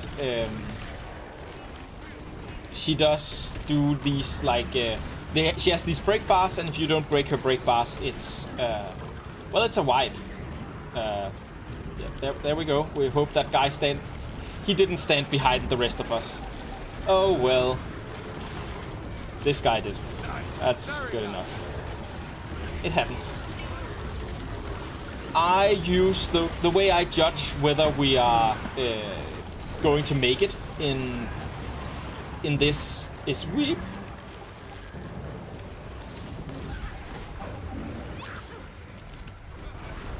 Yep, somebody else grabbed that. That's good. The way I judge whether we are going to be making it on this boss is this is me. Is by looking at the timer. When we finish the first ad phase, I want there to be... Oh, I don't actually have one of these on. When we finish the first ad phase, I want there to be 7 minutes and 30 seconds left on that timer. And when we finish the second ad phase, I want there to be 5 minutes left. And when we finish the third ad phase, I want there to be 2 minutes and 30 seconds left. And, you know, you can still make it with a little bit less than that. Because the ad phase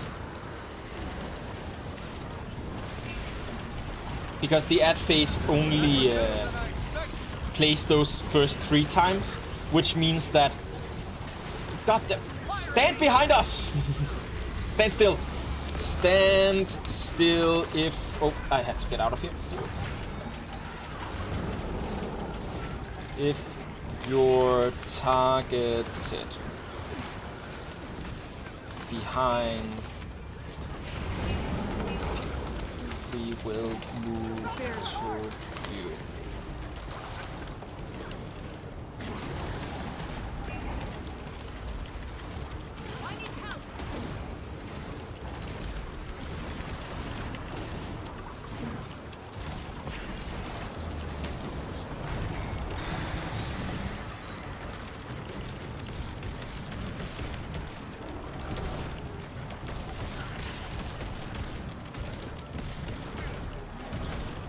Little bit unlucky, and we're a little bit behind here.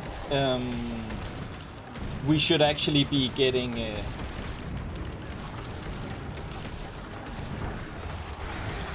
we should have half a minute more at this point.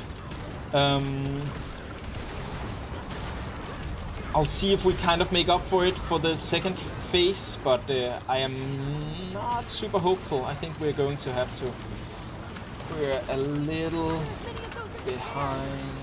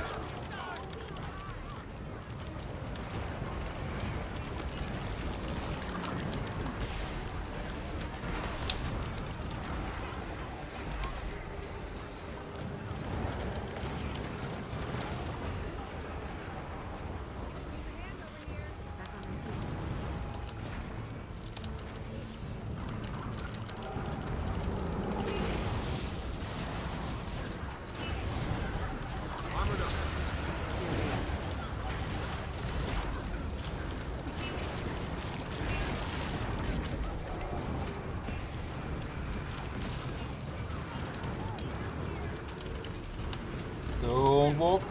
Stand still.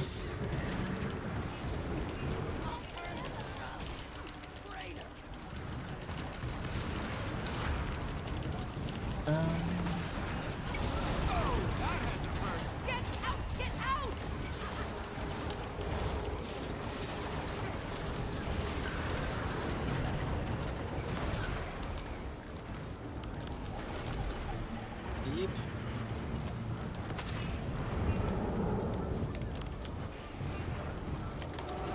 Help me over here!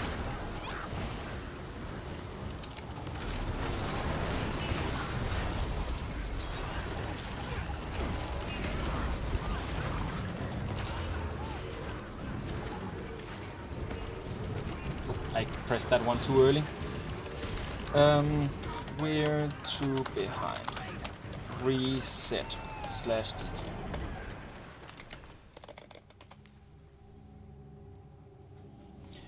Alright, so the most important thing to change is that when you're targeted by the line, please move a bit backwards.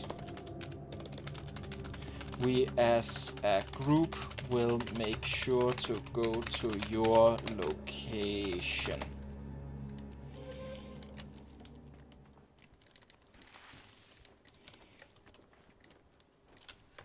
And please pull the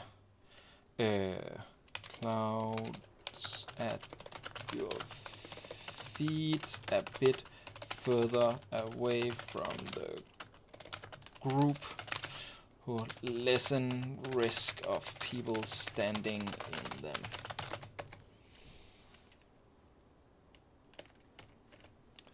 Well, you know, people leaving after the first part, that happens quite a lot. People look at it and go like, we failed once, so we can't do it. That's not actually true. We definitely can do it. I don't remember... Keep them away. I don't remember the roles. Can people with Alak, Quick, and Heal please shout out? Then I'll put us back in looking for group. Perfect. Perfect. Good.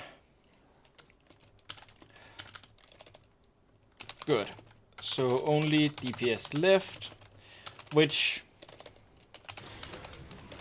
honestly, like being behind on the timer is more of a DPS thing than anything. Okay. I am clicking over here, then drag you there. Go here, go here. Let's say strike mission experience, that ties your group. it happens.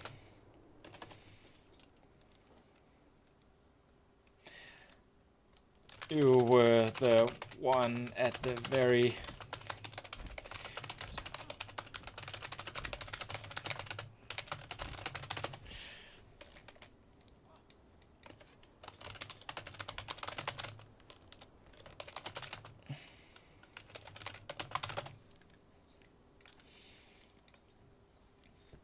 Do do do do do do do.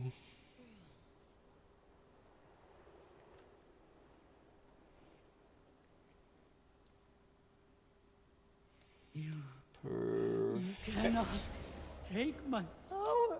We have a lot of these guys in this group, so Jetkins, let's put you down in this group.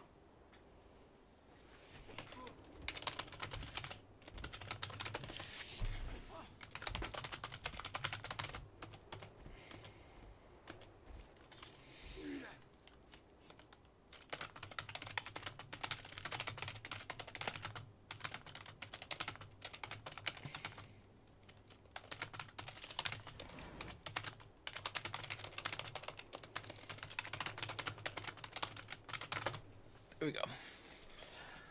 There we go.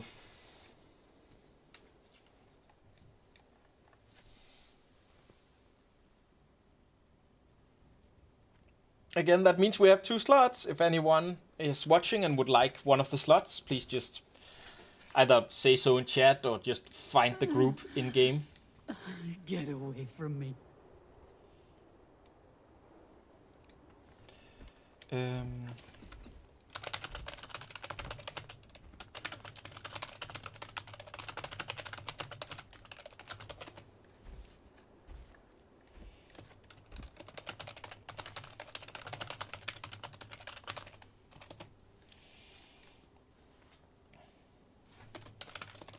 Perfect.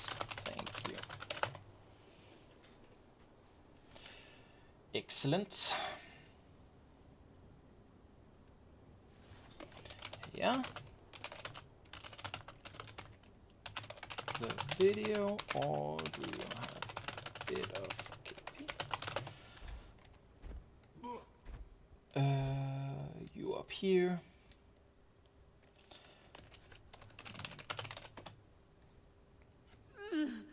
Keep them away. Doom, doom, doom, doo, doom, doom, doom, doom, doo, doom, doom, doom, doo, doom, doom, doo, doo, doo.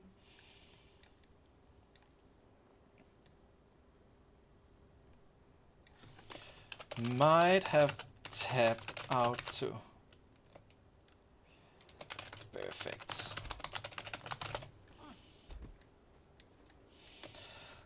I'll do a ready check now.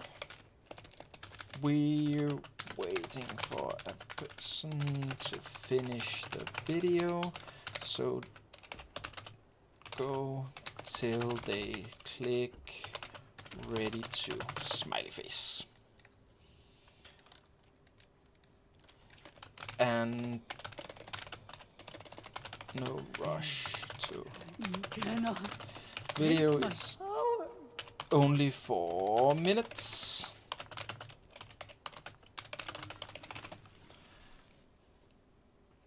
Next.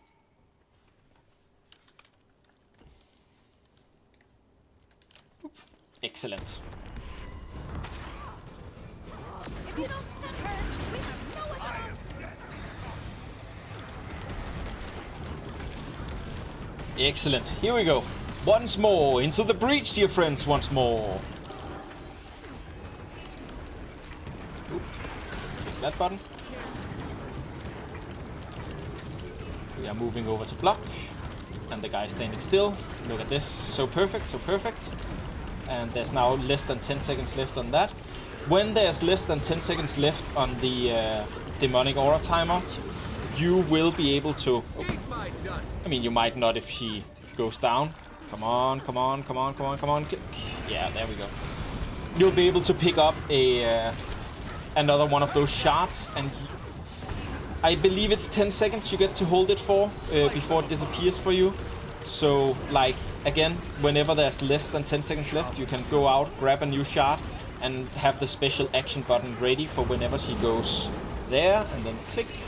And then we've removed her shield again immediately, which this group is doing rather efficiently. Again, we are under 10 seconds left, so we can click. And then go in. And when her shield is gone, we can remove it once more.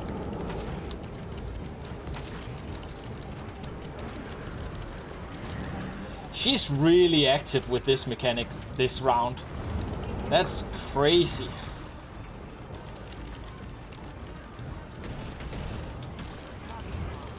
I'll begin moving over here. Normally I'd say the best thing you can do as a player is to stack on the commander, because that means that you as a group will automatically get a place that you naturally gravitate towards.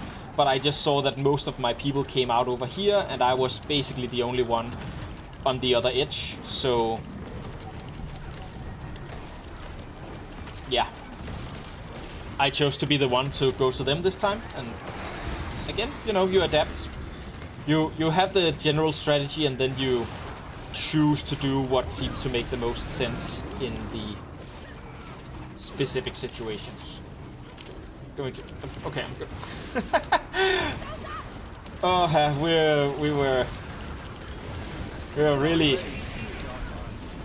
We were both really trying to not hit the other person, and it ended up synchronizing. That's kind of funny.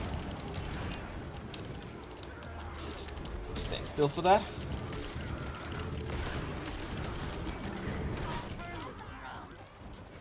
Over here.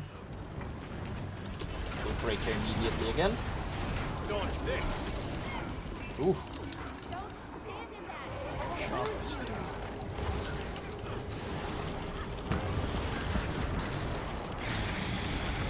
And she should have less than 10 seconds left on it, so yep. Oh. Once more.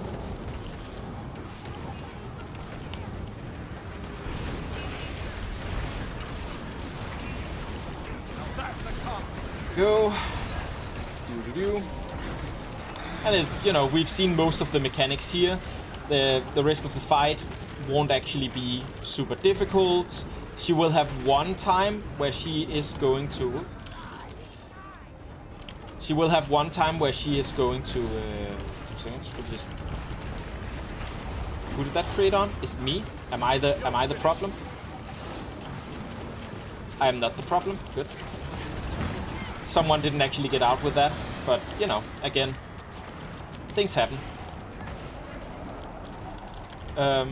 It's a bit of a risky situation because I'm at 8 stacks of residual anxiety. If you reach 10 of those stacks, and you get those stacks primarily by standing in these things, then you're going to become an enemy for a while. Your group has to beat you down so that you change sides back again. But we're ahead enough that that shouldn't actually be a problem. Like, again, 5 minutes and 28 seconds left.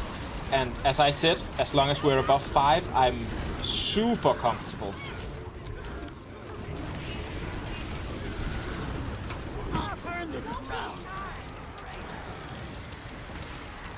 And I'll still be... like, if we complete the last one and we're at, like, let's say 2 minutes and 5 seconds, I'll still be comfortable because...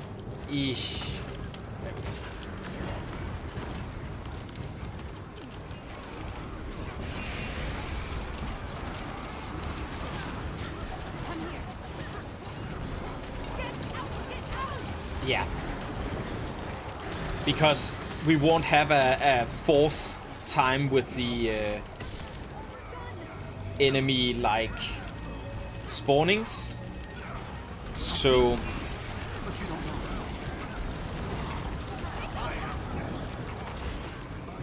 Minions, that's the word I'm looking for.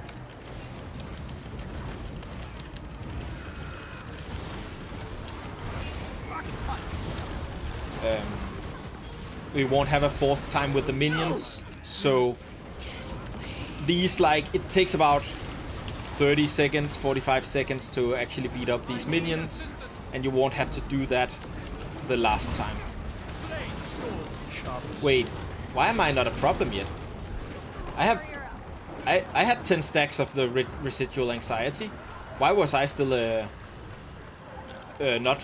I still have those 10 stacks. Why am I not fighting for the other side right now? Weird. I mean, count your blessings and all that.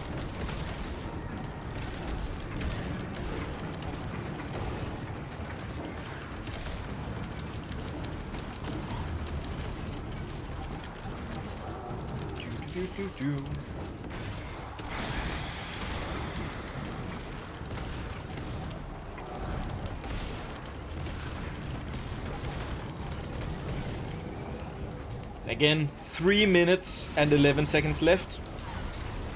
An eternity. And I'm sure we could have maybe not done as well as we've done here, but we could have done mostly as well with whoever the DPSs that left last time were. But, I mean, they'll never know that because they just left after, you know, we had a run where people made mistakes, and enough people made mistakes that it, like, took a little while. So the run itself got bad. But it was, you know, it was that one run. I'll never quite understand people who leave after one run.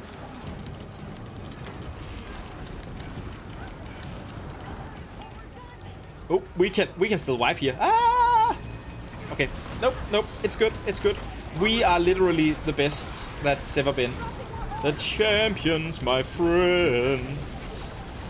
And we keep on fighting to the end. Da, da, da.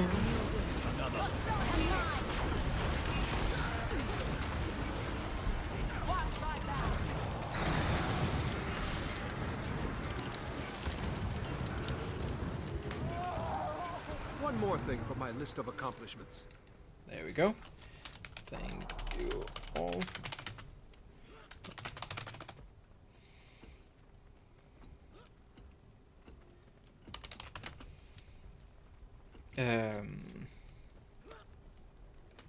There we go. That's good.